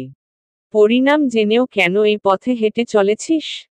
মৃত্যুকে আলিঙ্গনে ভয় নেই, তবে তাকে পাব না ভাবতেই জগতের সমস্ত ভয় এসে বুকে চেপে বসে। কি যন্ত্রণায় আমার দিবারাত্রি কাটে তা যে শুধু আমিই জানি। লোকে শুনলে হাসবে, বলবে, 30 পেরিয়েও তুমি এত বোকা, এত অধম। আমি কি করে বোঝাই তাদের, মনের চোরাবালিতে নিজেকে খোয়ানোর ইতিহাস। সব যদি ব্যাখ্যা বিশ্লেষণ করে, ভেবে চিনতে তারপর হতো, তবে মজনু মজনু নয় কয়েস রয়ে যেত। গাড়ি গন্তব্যের উদ্দেশ্যে সাই সাই এগিয়ে চলছে। জনবহুল রাস্তার দুধার ছেড়ে জনশূন্য ফুটপাত। সবটা উপেক্ষা করে এগিয়ে চলছে গাড়ি। মেহের অনেকক্ষণ হলো চুপ করে আছে। সমস্ত মুখ তার বিষণ্ণ। গাড়ি সিগন্যাল পড়লে রাফসান আরেকবার লুকিং গ্লাসে তাকায়। কোনো হেলদোল নেই ব্যাক সিটে বসা মানবীর মধ্যে। রাফসান তার চোখে নিজের কোনো অস্তিত্বই দেখেনি। দেখবেই বা কি করে? কি হয় রাফসান তার? তেমন কিছুই না হয়েও কিছু। সেই কিছুটাই রাফসানের সকল যন্ত্রণার মূল। এই কিছুটাতেই তাকে বোবা বানিয়ে দেয় নীরার সম্মুখে। লজ্জায় মাথা হেঁট হয়ে যায়। রাফসান সামান্যের জন্য ধরা পড়ে না নীরার চোখে। নীরার বিরক্ত ভরা চাহনি হঠাৎ তার উপর নিক্ষিপ্ত হয়। দমবন্ধ হতে হতে বাঁচে রাফসান। বড় কষ্টে শ্বাসপ্রশ্বাস স্বাভাবিক করে সে। কৈশোরের প্রেমের বানে বিদ্ধ যুবকের ন্যায় ছটফট করে তার ভেতরটা। রাফসানের খুব ইচ্ছা হচ্ছে আর একটিবার তাকিয়ে তাকে দেখার। এই মুহূর্তে এমন দুঃসাহস দেখানোর অর্থই হলো সর্বনাশকে নিমন্ত্রণ করা। রাফসান ফুটবল চিত্তের কিশোর প্রেমিক যুবক নয়। তার মধ্যে সেই শক্তি আছে যা দ্বারা সহজে না হোক কঠিনে হলেও সব নিয়ন্ত্রণ করা সক্ষম। রাফসান নিজেকে সামলে নিয়ে মৃদু হাসল। মেহেরের দিকে নজর পড়তেই ভ্রুকুটি করে বলল, কি হয়েছে? মেহের অশ্রু ছলছল বাচ্চা শিশুর মতো তার দিকে তাকায়। যেন এখনই চোখের কোণার বাঁধ ভেঙে জলে ভাসিয়ে নেবে সব। রাফসান নড়েচড়ে বসল। মেহেরকে এতটা অসহায় হতে এর আগে দেখেনি সে। স্বভাবতই বিস্ময় তার চোখে মুখে। উদ্বিগ্ন হয়ে ওঠে জবাব না পেয়ে। পুনরায় জিজ্ঞেস করে, মেহের কি হয়েছে বলো? রাফসান। মেহের আছড়ে পড়ে তার বুকে। দুহাতে গলা জড়িয়ে শব্দ করে কেঁদে ওঠে। পেছনে বসা নীরা উৎকণ্ঠিত মেহেরের কান্নাকাটি দেখে। রাফসান অস্বস্তি অনুভব করছে। নীরাকে এক পলক দেখল সে। নীরা উদ্বিগ্ন হয়ে আছে মেহেরের দিকে চেয়ে। আচ্ছা, একটু হিংসা সৃষ্টি হলে কি হতো তার মনে? রাফসান মনে মনে হাপিত্যেশ করে।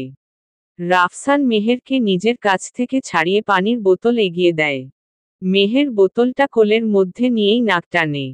নীরা মুখ এগিয়ে বলে, আপু কি হয়েছে? আব্বু স্ট্রোক করছে। মেহের থেমে যায়। জানালার বাইরে তাকিয়ে চোখ মুছে সে। ঘুরে রাফসানকে বলে, আমাকে যেতে হবে রাফসান। অবশ্যই যাবে। চলো আমিও যাব। সরি, তোমাকে নিতে পারবো না। আমার পরিবারকে তো চেনোই তুমি। প্লিজ কষ্ট নিও না। আমি নিরুপায়। মেহের রাফসানের হাতটা নিজের হাতে নেয়। রাফসান নীরাকে দেখে আড়চোখে, সে শুধু মেহেরের মুখের দিকেই তাকিয়ে আছে। রাফসানকে দেখলে বুঝি ভস্মীভূত হয়ে যাবে। রাফসানের অনুরাগ হয়। রাফসান মেহেরের হাতটা শক্ত করে ধরে আশ্বস্ত করে বলে, পাগলি তুমি? রাগ করব কেন? যাও। তবে প্রমিস করো গুরুতর সমস্যা হলে আমাকে জানাবে। জানাবে তো? হ্যাঁ। মেহের আবার গলা জড়িয়ে ধরে রাফসানে। রাফসান মেহেরের মাথায় হাত বুলিয়ে সান্ত্বনা দেয়। মেহের রাফসানকে অনুরোধ করে রাতটা বাসায় থেকে যেতে। সে না থাকলেও শারমিন এবং নীরা তো আছেই। রাফসান রাজি হচ্ছিল না। এমনিতেও সে নীরার আশেপাশে থাকলে তাল হারাচ্ছে। রিস্ক নেওয়া মানেই দুর্ঘটনা ঘটে যাবে। কতক্ষণ নিজের মনকে বাধা নিষেধের বেড়াজালে আটকে রাখতে পারবে সে? নীরা মানেই তার জন্য ঘূর্ণিঝড়। তার উপস্থিত সব এলোমেলো করে দেয় রাফসানের। যত দূরে থাকা যায় ততই ভালো। যন্ত্রণা হোক তবুও সেটা মধুর। মুখোমুখি হলেই আকাঙ্ক্ষা বেড়ে যায়। যা পাওয়ার নয় তার আকাঙ্ক্ষা করা বোকামি। মেহের বারবার অনুরোধ করাই অনিচ্ছা সত্ত্বেও রাফসানকে রাজি হতে হলো। তবে শুধু রাতটা থাকবে বলে, সকালেই সে চলে যাবে। মেহের ধন্যবাদ দেয় কথা রাখার জন্য। নীরার কাছে এসে বলে দেয় রাফসানের খেয়াল রাখতে। নীরা নিতান্তই অনীহা মনে মাথা নাড়িয়ে ঠিক আছে বলে। মেহেরকে সান্ত্বনা দেওয়ার ভাষা নীরার জানা নেই। সে শুধু করুণ চোখে চেয়ে রয় মেহেরের যাওয়ার পথে। মেহের মোবাইলের মেসেজ বক্স ওপেন করে। একটু আগে ওর ছোট ভাই মাহাদি টেক্সট করেছিল। হসপিটালের নাম, ঠিকানাও দিয়েছে। খবরটা জানিয়ে মেহের ঠিকানা দেখে আরেক দফা চোখের জল ফেলল। হাঁটতে হাঁটতে বনানীর ওভার ব্রিজে উঠে গেছে সে। কল লিস্টে গিয়েই দেখল 15টা মিসড কল মাহাদির। মোবাইল সাইলেন্ট থাকায় কিছুই টের পায়নি সে সময়মতো। হঠাৎ মোবাইল অন করতেই টেক্সট চোখে পড়ে। এক মুহূর্তের জন্যে থমকে গিয়েছিল তার পৃথিবী। বাবার সাথে যাই হোক সে তো বাবা ছিল। মেহের তার হাত ধরেই চলতে শিখেছে। সেই বাবার কিছু হওয়া মানেই মেহেরের পৃথিবী শূন্য হয়ে যাওয়া। দূরে থাক তবুও বেঁচে থাকুক বাবা। মেহের কাপা হাতে ভাইকে কল করে। ডিটেইলসে সব শুনতে শুনতে বাসে উঠে বসে সে। সিগন্যাল ছেড়েছে, গাড়ি আবার চলছে। নীরা জড়সড় হয়ে বসে আছে। মেহেরের জন্য খারাপ লাগছে ওর। মনে মনে প্রার্থনা করছে যেন সব ঠিক হয়ে যায়। সুস্থ হয়ে যায় মেহেরের বাবা। রাফসান একমনে গাড়ি ড্রাইভ করছে।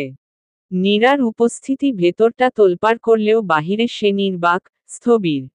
নীরার প্রচণ্ড রকম অস্বস্তি হচ্ছে এই লোকের সাথে একা বাড়ি ফিরতে। আবার থাকবেও নাকি আজ? কবে যে একটা ভালো জব হবে আর এই সব অতীত পিছু ছাড়বে? নীরা আজকাল স্বার্থপর ভাবনা ভাবে। নিজেকে ছাড়া কিছুই তার ভাবনায় আসে না। তার কেউ কোথাও নেই। নিজেকে বাঁচাতে তাকে সব ভুলে সামনে এগোতে হবে। এসব লোক, তাদের ঘেরা অতীত সব উপেক্ষা করবে সে। এই লোকের থাকা না থাকায় তার মধ্যে কোনো ভাবাবেগের উদয় হতে দেওয়া যাবে না আর। নীরা মনোযোগ ক্যারিয়ারের ভাবনায় ডোবায়। আজকের মতোই ভালো দক্ষতা দেখাতে হবে তাকে, এটাই তার লক্ষ্য হবে, ভিন্ন কিছু নয়। বাসায় পৌঁছে নীরা ফ্রেশ হয়ে রান্নাঘরে চলে আসে। সারাদিন কর্মব্যস্ত থেকে এ সময় বড্ড টায়ার্ড হয়ে যায়। রান্নাঘরে ঢোকার মন মানসিকতা থাকে না। অন্যদিন সকালে রান্না করে ফ্রিজে রেখে যায় কিংবা শারমিন, মেহের মন মতো রান্না করে। রাতে এসে খুব একটা রান্নার ঝামেলা পোহাতে হয় না। কিন্তু আজ ঝামেলা হচ্ছে এই লোকটার কারণে। অতিথি আপ্যায়ন স্বভাবের কাজ। নীরার তাতে সমস্যা নেই। তবে এই লোক কিংবা তার পরিবার অতিথি হয়ে আসলে ঘোর সমস্যা নীরার জন্য। তাদের খাওয়ানোতে বিন্দুমাত্র রুচি কাজ করে না নীরার ভেতর। রাগে দাঁত কামড়ে ভাত বসায় চুলায় নীরা। মাংস চপিং বোর্ডে উপর কাটছে মনমরা হয়ে। সময় বুঝি এভাবেই বদল হয়। একদিন রাফসান নীরার রান্না খেতে চায়নি, আর আজ নীরা খাওয়াতে চাচ্ছে না। শারমিন এখনো ফেরেনি দেখে নীরার আরো বেশি রাগ হচ্ছে। যদিও এসব রাগ, বিরক্তি শুধুই মনে মনে। বাহিরে সে স্বাভাবিক। যা যুদ্ধ হয় তার মনেই হয়। বাহিরে তার আজ পাওয়া ভার। নীরা রান্নাঘর ছেড়ে বেরিয়ে রুমে দিকে অগ্রসর হয়। নীরু। নীরা শান্ত বাচ্চার মতো নত মুখে ঘুরে দাঁড়ায় রাফসানের ডাকে। এই আপনি আমাকে নীরু কেন বললেন? নীরু আমাকে আপন লোকেরা বলে। আপনি ডাকলে নীরা ডাকবেন নয়তো না ডাকবেন। মনে মনে ভীষণ রেগে বললেও সামনে শীতল কণ্ঠে বলে। জি বলুন। আমার মোবাইলটা অফ হয়ে গেছে। চার্জ শেষ। চার্জার হবে? রাফসান চঞ্চল চোখে এদিক সেদিকে চেয়ে বলল। চশমার ফাঁকে সে চোখের ভাষা বোঝা সহজ কথা নয়। নীরাকে তার ব্যাকুল মন ভাবতে চাইলেও সে সেই সুযোগ তেমন দিচ্ছে না। বড় শক্ত শাসনে রেখেছে মনকে। নীরা দৃষ্টি তুলে রাফসানের দিকে তাকিয়ে বলল, আমি দেখছি আছে কিনা। নীরা বাটনওয়ালা স্বল্পদামি মোবাইল সেট ব্যবহার করে। তার মোবাইল চার্জারে হবে না বিধায় শারমিনের চার্জার নিয়ে এলো। রাফসান হাত বাড়িয়ে চার্জার নিতেই নীরার হাতে স্পর্শ হলো সামান্য। দুজনই ঝটকা মেরে হাতটা নিজের কাছে নিয়ে এলো। নীরা গটগট করে হেঁটে চলে আসে রান্নাঘরে। রাফসান সরি বলার অবসরটুকুও পেল না। মেহেরের রুমে ফিরে এলো রাফসান। চার্জার অন করে বিছানায় গা এলিয়ে বসল। চশমাটা খুলে রাখল সাইড টেবিলের কোণে। কপালে আঙুল ঠেসে চোখ বন্ধ করে দীর্ঘশ্বাস ছাড়ে সে। শারমিন ফিরল রাত করে। এসে রাফসানকে দেখে সে কি খুশি। এতক্ষণের পিনপতন নীরবতা নিমেষে গায়েব, শারমিনের হাসি আর কথার ঝরনায় মুখরিত বসার ঘরটা। তবে মাঝে মাঝে নীরব হয়েও যাচ্ছে ওরা মেহেরের বাবার কথা ভেবে। রাফসান ইদানিং কথা বলা কমিয়ে দিয়েছে বোধ হয়। শারমিন হঠাৎ কথাটা বলে হাসল। রাফসান হেসে বলল, কথা বলা কমায়নি, বরং কথায় আজকাল খুঁজে পাচ্ছি না বলার মতো। শারমিন গম্ভীর মুখে বলে, ইন্টারেস্টিং ব্যাপার তো। আপনি কি জানেন এসব কিসের লক্ষণ? না, প্রেমে পড়ার লক্ষণ। বলেই শব্দ করে হাসে শারমিন। রাফসান অপ্রস্তুত হয়ে পড়ে। তবে কি তাকে দেখলে আন্দাজ করতে পারছে সবাই? না, না, তা কি করে সম্ভব? রাফসান অনিচ্ছাপূর্বক হাসল। বলল, আমি তো জানতাম প্রেমে পড়লে মানুষ বকবক করে, কারণে অকারণে।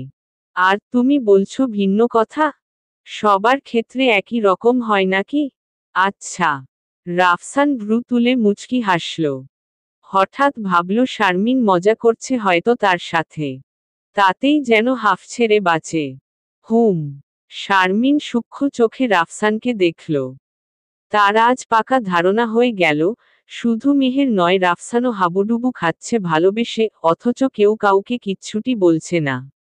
দুটো এক ধাঁচের লোকদের প্রেম না করাই ভালো। বিপরীতে আকর্ষণ বিকর্ষণ সবই যথার্থ হয়। আলাদা রকমের এক্সাইটমেন্ট কাজ করে বিপরীত প্রেমে। কথা বলার একফাঁকে নীরাকে কফি দিতে বলে শারমিন। নীরা রান্নাঘরেই ছিল। মাংসটা প্রায় হয়ে এসেছে। মাছটাও রান্না শেষ। মাংস রান্না হতেই চুলায় দুধ বসিয়ে দেয়। ততক্ষণে আরেকবার ডাক পড়ে তার বসার ঘর থেকে। নীরা মাথায় ওড়নাটা টেনে ধীর পায়ে সেখানে গিয়ে দাঁড়ায়। শারমিন হাসিমুখে বলল, ভাইয়ের সাথে কথা বলেছিস? শারমিনের প্রশ্নের জবাবে কি বলবে ভেবে পেল না নীরা। চুপ করে রইল কথা খুঁজতে গিয়ে। রাফসান বুঝল নীরার দিকে এক পলক তাকিয়ে। শারমিনকে বলল, হ্যাঁ হয়েছে। নীরা চোখ তুলে তাকিয়ে রইল রাফসানের দিকে। রাফসান শারমিনের দিকে মুখ করে বসা। নীরাকে চুপ দেখে শারমিন বলল, আমার বোনটা বোকার জাহাজ বুঝলেন ভাই। এত বুঝায় একটু চালাক, চতুর বোঝেই না। আমার অফিসে লোক নেবে। মার্কেটিং বিষয়ে অভিজ্ঞতা আছে এমন মেয়েদের অগ্রাধিকার দিচ্ছে। একবার ভেবেছিলাম ওর সিভিটা স্যারকে দেব। পরে দিলাম না। ভাবলাম আরো মাস দুয়েক থাক এখানে। শিখুক কিছু। ভালো করেছি না রাফসান ভাই? হ্যাঁ, তুমি তো ওর বোন। যা করবে ভালোই হবে। তবে আমার মতে ও ভালো করে পড়ালেখাটা কন্টিনিউ করলেই বেশি ভালো হয়। পড়ালেখা তো ছাড়ছে না। ওটাও করছে, পাশাপাশি এটাও করুক। বুঝেনি তো সব। আমার বিয়ের কথাবার্তা চলছে। শীঘ্রই হয়ে যাবে। ওর কি হবে ভাবলেই মাথা ঘোরে আমার। একে তো বোকা, তার উপর বিধবা। কি হবে ওর? জীবনটাই শেষ হয়ে গেল অকালে। বিয়ে দিতে গেলেও কত কথা হবে সবই তো জানেন। মেয়ে মানুষের কপাল একবার ভাঙলে জোড়া লাগে না সহজে। ওর কপাল তো ভাঙার সাথে সাথে পোড়াও। শারমিন স্থির চোখে ফ্লোরের দিকে তাকিয়ে রয়। রাফসানের কলিজা মনে হয় কেউ খামচে ধরল। দাঁত পিষে, হাত মুঠ করে চোখের পাতা ফেলল সে। নীরার মুখটা ফ্যাকাশে হয়ে গেল। দুচোখের কোনা ভরে উঠল নোনা পানিতে। যা ভাবতে চায় না তাই বারবার ওর সামনে আসে। কান্না গলা অবধি এসে ঠেকেছে বিধবা শব্দটা শুনে। সে বিধবা। এই যে অমোঘ সত্য তার জন্য। এমন কারো বিধবা যে বেঁচে থাকতে তাকে শান্তি দেয়নি। মরেও গিয়েও সমাজের চোখে ছোট করে গেছে। এতটাই ছোট যে সবাই তাকে হেয় করে। তার মূল্য যেন ওই সদবা ট্যাগেই ছিল, বিধবা, ডিভোর্সি। এদের তো সমাজের লোকে রিজেক্টেড বলে উপহাস করে। 4 বিয়ে সুন্নত শুনলেই কেউ কেউ সগৌরবে হাসে। বিধবা, ডিভোর্সি বিয়ে করা সুন্নত শুনলে পরক্ষণে নাক সিটকায়। নীরা এখন আর নাক সিটকানির ভয় করে না। তার কোনো পুরুষের প্রয়োজন নেই। এই মূল্যহীন জীবনের বোঝা সে একাই টেনে যাবে। আমৃত্যু বয়ে বেরাবে নিয়তির দেওয়া ঘা। নীরা টালমাটাল পায়ে চলে আসে রান্নাঘরে। হাঁটু মুড়ে বসে নীরবে কাঁদে অপমানে পিষ্ট হয়ে। শূন্য, সব শূন্য। যা আছে ধরা মাঝে তার সবই অমূল্য। একা আমিই শুধু বিনামূল্য। রাতে ফের আর আসেনি নীরা রাফসানের সামনে। অভুক্ত শুয়ে সারারাত কেঁদেছে ভাগ্যের নির্মমতা ভেবে ভেবে। শারমিন বুঝেও চুপ রইল। সে দেরিতে হলেও বুঝেছে তখন কথাটা ওভাবে বলা অনুচিত হয়েছে। উচিত, অনুচিত জ্ঞান সবসময় ধরে রাখা যায় না। শারমিন আজকাল নিজেই অনুধাবন করছে, সে নীরার সাথে বিরূপ আচরণ করছে হঠাৎ হঠাৎ। এত ভাবনা চিন্তার প্রেশার নিতে না পারলেই এমন হচ্ছে। নীরার পরিবারে নীরার মাই কেবল গোপনে তাকে কল করে। নীরাও সেটা জানে না। বঞ্জির কাছে তিনি সর্বদা কান্নাকাটি করেন মেয়েকে দেখে রাখার কথা বলে। নীরাকে তার পরিবার মেনে নিতে পারছে না এই মুহূর্তে। নীরার আরও দুটো বোন আছে, ছোট্ট একটা ভাই আছে। তাদের ভবিষ্যৎ চিন্তা করেই নীরার বাবা নিজাম তালুকদার বড় মেয়েকে বাড়িতে তুলতে চাচ্ছে না। এসব কারণেই শারমিন খালার কান্নাকাটিতে মাঝে মাঝে রেগে যায়। 2-3 কথাও শোনাতে কুণ্ঠিত হয় না সে। নীরা নীরার মায়েরই প্রতিরূপ। সব সহ্যের চরম ক্ষমতা এদের মধ্যে বিদ্যমান। শারমিন নিজেকে শান্ত করে।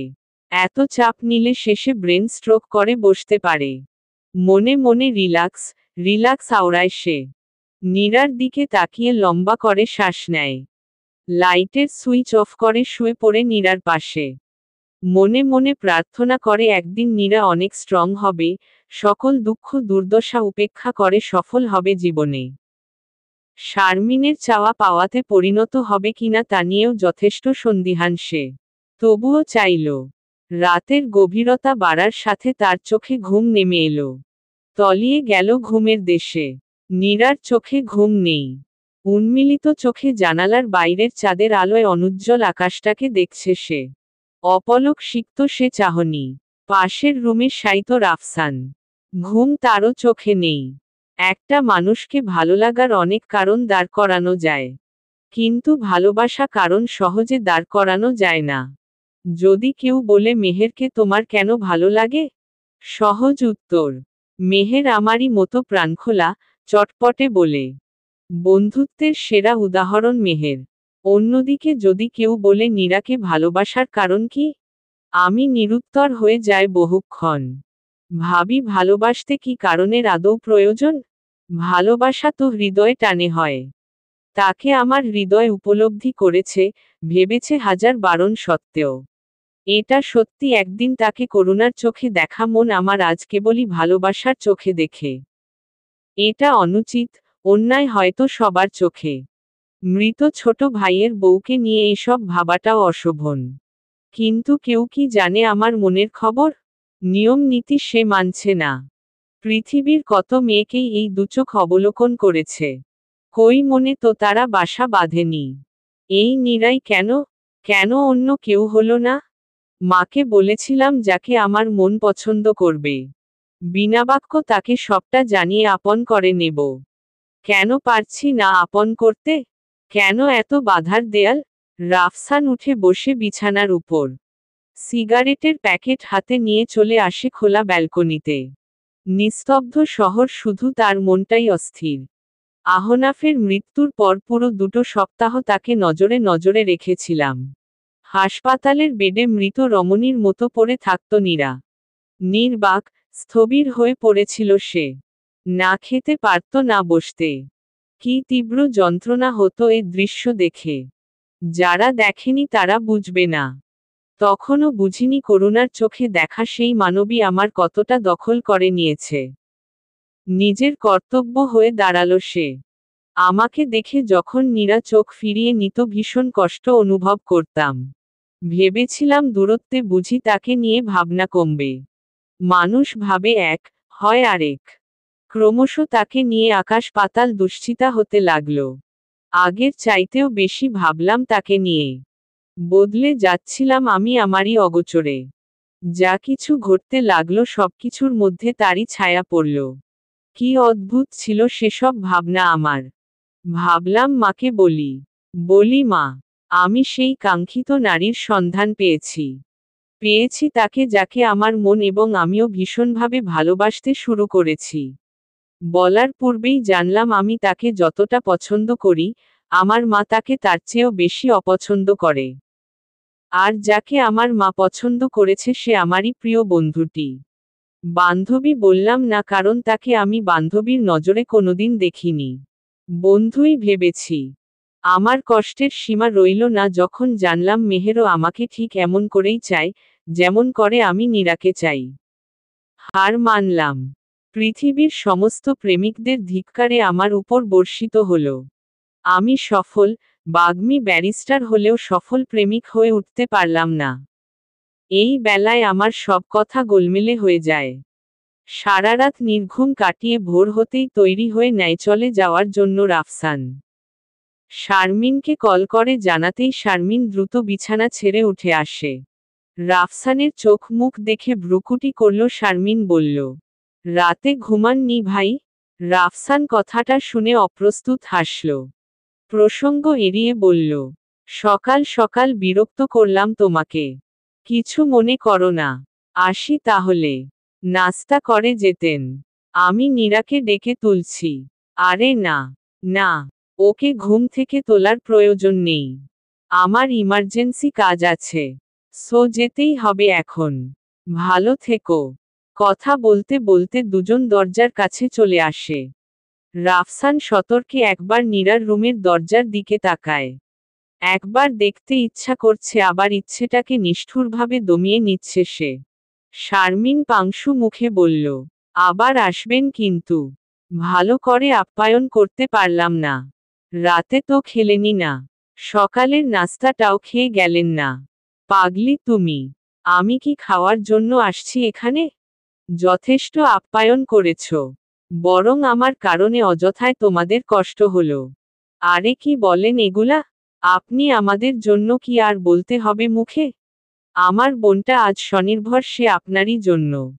ওর ওই সময়ের চিকিৎসার খরচ, পড়ালেখার খরচ আপনিই বহন করেছেন। আপনি পাশে না থাকলে ওকে বাঁচাতে পারতাম না সে সময়ে। আজও যা সব আপনার আর মেহেরের বদৌলতে। শারমিন, কতবার বলেছি এসব মুখে আনবে না। সবই আল্লাহ বদৌলতে হয়েছে। আমি এবং মেহের মাধ্যম মাত্র। কেন ভাই? নীরার কি জানার দরকার নেই আপনি কি কি করেছেন ওর জন্য? না, প্রয়োজন নেই। আশা করব এমন কথা নেক্সট টাইম তুমি মুখে আনবে না। আর হ্যাঁ, ও বিধবা হোক আর যা হোক কোনোদিন এভাবে বলবে না। ওর স্থানে তুমি আমি নেই শারমিন। আমরা বুঝবো না ওর কষ্টটা। যা বুঝবো না তা বোঝার ভান করে ওর কষ্ট বাড়িয়ে দেওয়াটা অন্যায়। এমনটা তুমি করবে না আর আশা করি। রাফসান রাগত স্বরে বলে, সরি ভাই। শারমিন বলল, আচ্ছা আসি। মেহেরের মোবাইল বন্ধ পাচ্ছি। ওর কল আসলে বলো আমি চলে গেছি। আর হ্যাঁ, নীরার জন্যে ভালো জবের ব্যবস্থা আমি করে দেব। এসব নিয়ে খামোখা চিন্তা করো না তুমি। জি ভাই। শারমিনের মুখটা উজ্জ্বল হয়ে গেল। স্বস্তি পেল মনে সে। রাফসান তৃষ্ণিত নজরে নেমে এলো নিচে। গাড়িতে বসে দীর্ঘশ্বাস ছেড়ে ড্রাইভ করে ছুটে বেরিয়ে এলো রাস্তায়। গাড়ি চলছে ঢাকা হাইকোর্টের উদ্দেশ্যে। জরুরি কাজ আছে সেখানে। সেটা শেষ করে উঠবে হোটেলে। রাতে চেক আউট শেষে চট্টগ্রামের উদ্দেশ্যে রওনা হবে রাফসান। পেছনে রেখে যাবে মূল্যবান সম্পদটাকে। রাফসান হোটেলে ফিরল বিকেলে।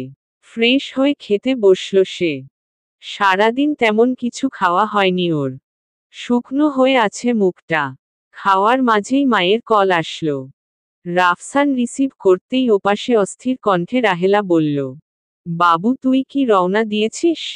না মা, একটু পর রওনা দেব। কেন বলো তো? রাহেলা স্বস্তির নিঃশ্বাস ছাড়ে। এ পাশে সে শব্দ স্পষ্ট শুনতে পায় রাফসান। তাতেই বেশ অবাক হয়ে সে। রাহেলা ছেলেকে হাসি হাসি স্বরে বলে, ভয় পেলি নাকি? না, তবে অবাক হয়েছি। আরে অবাক হওয়ার মতো কিছু নাই। কাল সকালে আমিও ঢাকায় আসছি। জিজ্ঞেস করবি না কিন্তু কেন? বলবো না এখন। অনেক গুরুত্বপূর্ণ কাজ আছে বুঝলি।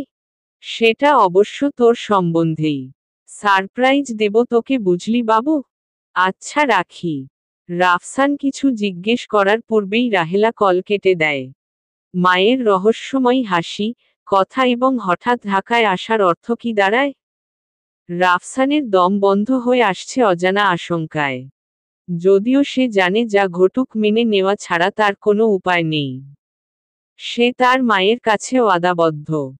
তার চেয়েও বড় কথা, নীরা তাকে মেনে নেবে না। নীরার চোখের এইটুকু ভাষা তো পড়তে পেরেছে রাফসান। তার মনের কথা প্রকাশে এলোমেলো হয়ে যাবে সবার জীবন। নীরা বহু কষ্টে ঘুরে দাঁড়িয়েছে। তাকে এসবের মুখোমুখি করে অপমানিত, লাঞ্ছিত করতে চায় না রাফসান। বুকের পাশটায় চেপে বসা যন্ত্রণাটাকে কিছুতেই কমাতে পারছে না সে। ব্যর্থ প্রেমিক হওয়ার মতো কষ্ট পৃথিবীতে আর নেই। কেন প্রেমিক হতে গেলাম? কেনই ওই প্রহেলিকার মায় মন হারালাম? গতকালের মতো আজও নীরা কর্মচাঞ্চল্য দেখাচ্ছে। কোনো রকম জোরতা প্রকাশ পাচ্ছে না তার কথা, আচরণে। মিতালি গতকাল থেকে বিষয়টা লক্ষ্য করে জ্বলছে।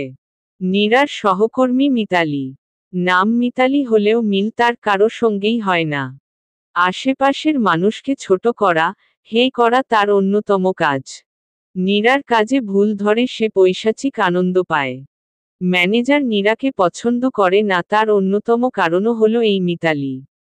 সহজ, সরল, অদক্ষ নীরাকে কি করে ছোট করতে হয় কিংবা তার মন মানসিকতা কি করে ভাঙতে হয় তা খুব জানে মিতালি। নতুন নতুন সবাই অনভিজ্ঞ থাকে, মিতালি নিজেও একসময় ছিল। তবুও অন্যের সমস্যা সে মজা ভেবে তুচ্ছতাচ্ছিল্য করে। নীরাকেও কম করেনি। ম্যানেজারকে বুঝিয়েছে নীরা এ কাজে অযোগ্য। মার্কেটিংয়ে এক বিন্দু জ্ঞান তার নেই। আসলেই ছিল না নীরার। এটা ম্যানেজার জেনেই তাকে জব দিয়েছে। ভেবেছিল ধীরে ধীরে শিখে যাবে। নীরা শিখছে, ভুল ত্রুটি সংশোধনের জন্য সিনিয়র ভেবে মিতালির সাহায্য চেয়েছিল একসময়। সাহায্য করা তো দূরের কথা, ঝাড়ি আর অবজ্ঞা ছাড়া কিছুই মেলেনি তার কাছে। এসব দেখে আরমান এবং শিলা নীরাকে গোপনে সাবধান করেছে মিতালির বিষয়ে। সেই থেকে নীরা মিতালির থেকে দূরত্ব বজায় চলে। নীরা অন্য সবার মতোই মার্কেটিং বিষয়ে অভিজ্ঞতা অর্জন করছে। এ যেন মেনে নিতে কষ্ট হচ্ছে মিতালির। নীরাকে ছোট করার মানসে লোক দেখানো হাসি হেসে নীরাকে বলে, সবাইকে দিয়ে সবকিছু হয় না বুঝলি তো। চেষ্টা করতে ক্ষতি কি? আজ না হলে কাল হবে। নীরা মুখে উপর জবাব দিয়ে দেয়। মনে মনে তেলেবেগুনে জ্বলে উঠলেও বাহিরে হাসতে হাসতে বলে, তাই কর চেষ্টা। দেখি কতদূর তোর ভাঙা নৌকা ভাসে। চাপার জোর বাড়ালেই হয় না, আরও কিছু জানতে হয়। মুখ ভেঙচে চলে যায় মিতালি। নীরা ম্লান হাসে মিতালির দিকে চেয়ে। এইটুকু জীবনে কত কিসিমের মানুষ সে দেখল। মিতালির দিক থেকে দৃষ্টি সরিয়ে কাজে মনোযোগী হয় নীরা। কাস্টমার সামলাইতে তার দিন কেটে যায়। ডিউটি শেষে সবাই বাইরের রাস্তায় এসে দাঁড়ায়। নীরা ব্যাগ থেকে চাদর বের করে গায়ে জড়িয়ে নিল। শীত করছে ওর। পাশে দাঁড়ানো আরমানের গম্ভীর মুখ দেখে খারাপ লাগে ওর। আরমানকে গতকালের জন্য অনেক কথা শোনানোর পর থেকে তেমন কথা বলছে না সে নীরার সাথে। আরমানের মলিন মুখটা দেখে নীরার খারাপ লাগলেও মনে মনে চেপে গেল। ওদের কাছ থেকে বিদায় নিয়ে গাড়িতে উঠল নীরা। আগে একা বাসে উঠতে ভয় করত, এখন তেমন করে না। অভ্যাস হয়ে গেছে প্রতিদিন আসা যাওয়া করতে করতে। বাসায় এসে নীলা শুনল মেহের এবং রাফসানের এনগেজমেন্ট ঠিক হয়েছে একটু আগে। কাল সন্ধ্যায় আংটি বদল হবে দুপরিবারের উপস্থিতিতে। সে কারণে মেহের আজও আসবে না, বরং ওদের দুজনকেই কাল যেতে হবে মেহেরের ওখানে। নীরা হিজাবের পিন একটা একটা করে খুলতে খুলতে বলল, কাল তো ছুটি নাই আমার। আরে হ্যাঁ, আমি তো বলেই গিয়েছিলাম তোর ছুটি রবিবার হয়। এখন কি হবে তাহলে? ছুটি নিতে পারবি না একদিন? না আপু, পারবো না। আমি না গেলেই বোধহয় ভালো হবে। এটা কি বলিস? মেহের কত কষ্ট পাবে তোকে না দেখলে। তুমি বুঝছো না আপু, সেখানে রাফসান ভাইয়ের মা থাকবে, সাথে ওনাদের আরো আত্মীয় স্বজন। নীরা মুখ নামিয়ে হাতের হিজাবটা মোচড়ায়। শারমিন নীরার কথাটা নিয়ে ভাবল, চিন্তিত হয়ে বলল, ঠিক বলেছিস, আমারই ভুল হয়েছে রে। বলেই গেছিলাম ওদের এনগেজমেন্টের খুশিতে। আচ্ছা তাহলে তোর যাওয়ার দরকার নেই, মেহেরকে আমি বুঝিয়ে বলবো। হুমম, মন খারাপ করেছিস? না। নীরা মৃদু হাসল। যা ফ্রেশ হয়ে নে, খাবার গরম করছি, একসাথে খাবো দুজন। আচ্ছা। শারমিন উঠে রান্না ঘরে চলে যায়। নীরা কাপড় হাতে ওয়াশরুমে ঢুকে পড়ে। কাপড় পাল্টে খাবার খেতে বসে দুবোন। অনেক কথাই হয় দুজনের। নীরার কাজের কথা, শারমিনের হবু বরের কথা। তবে সবচেয়ে বেশি শারমিন বলে মেহের আর রাফসান সম্পর্কে। তার কথায় নীরা টের পায় রাফসান এবং মেহেরের পূর্ব রিলেশন ছিল। শারমিনকে বেশ উৎফুল্ল মনে হলো ওদের এক হওয়ায়। নীরার উৎফুল্ল, হতাশা কিছুই নেই। সবাই খুশি হোক, ভালো থাকুক এই দোয়ায় সে করবে। তার জীবনে যা হয়েছে অন্য কারো জীবনে যেন তার ছিটেফোঁটাও না পড়ুক। খাওয়া শেষে শারমিন মেহেরকে কল করে। বান্ধবীদের মধ্যে বেশ হাস্যকৌতুক শুনতে পেল রান্নাঘর থেকে নীরা। সেও মাঝে মাঝে মৃদু হাসছে সেসব শুনে। পরের সুখে সুখী হয়েও এক ধরনের আনন্দ উপলব্ধি করা যায়। সবাই তা বোঝে না। মেহেরের মনে হচ্ছে সে কৈশোরে পা দেওয়া এক তরুণী। মনের মানুষ পাওয়ার আনন্দে তার মন সমুদ্র উত্তাল আজ। অযথায় হাসছে, বকবক করছে। মেহেরকে এতটা উদ্বেলিত হতে আগে কখনো কেউ দেখিনি। পরিবারের লোকের কাছে যথেষ্ট বদমেজাজি ছিল সে। আজ যেন সম্পূর্ণ নতুন এক মেহেরকে দেখছে সবাই। মাসুদ সাহেব মেয়েকে পাশ বসিয়ে বললেন, তুই সত্যিই খুশি হয়েছিস মেহ? আব্বু। মেহের লজ্জা মুখ নুয়ে ফেলে। মাসুদ সাহেব হাসেন মেয়ের দিকে তাকিয়ে। মেয়ের মাথায় হাত রেখে বলে, অনেক অন্যায় করেছি জীবনে, শাস্তিও পেয়েছি, তবে তার তুলনায় কম। ভেবেছিলাম তুই বুঝি আমাকে কোনোদিন আর আব্বু বলে ডাকবি না। মাসুদ সাহেবের কণ্ঠস্বর বিগলিত হয়। মেহের বাবার মাথায় হাত রেখে ধমকের সুরে বলে, আব্বু তুমি আবার এসব শুরু করলে? ডাক্তার বলেছে টেনশন না করতে।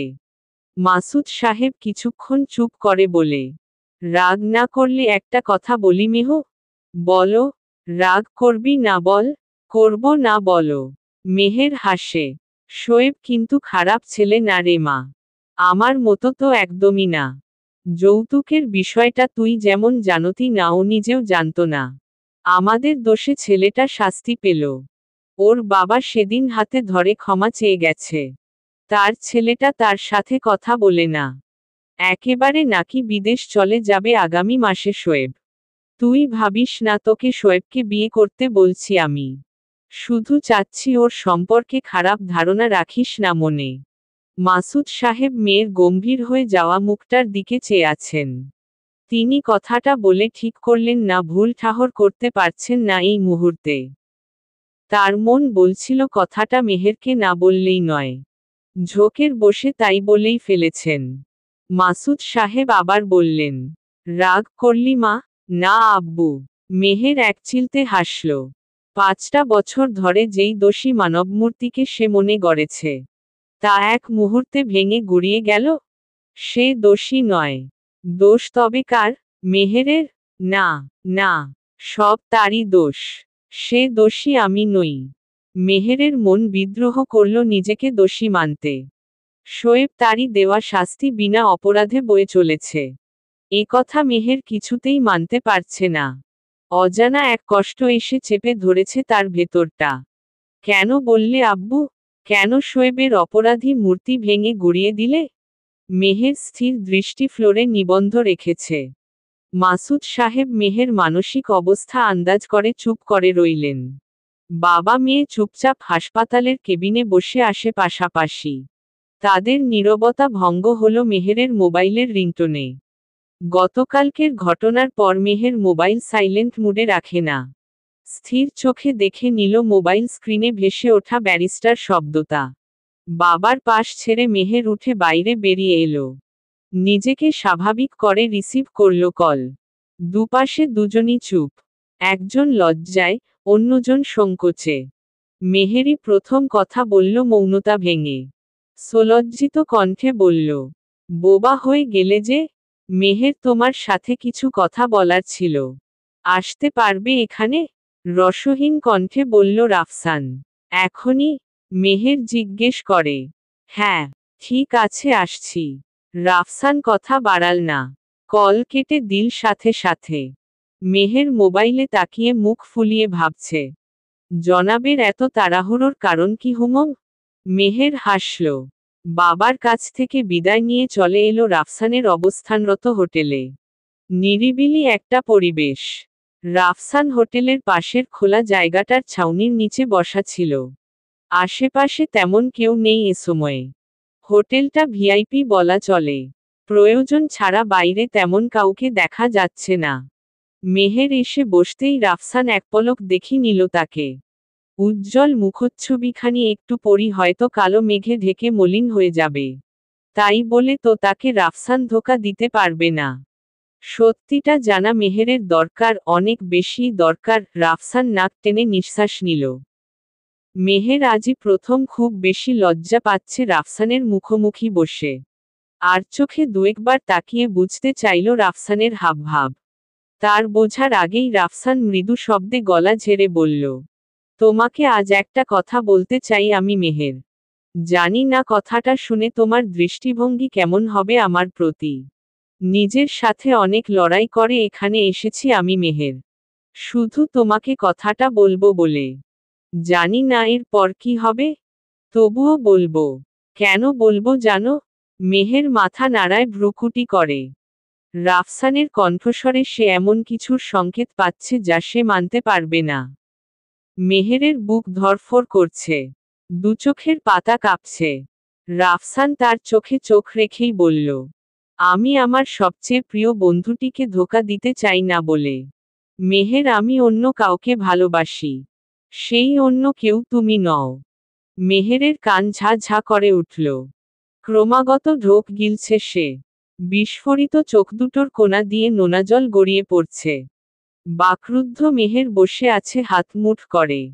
মাটির উপর বসে আছে, তবুও মনে হচ্ছে ভাসছে সে, মহাশূন্যে ভাসছে।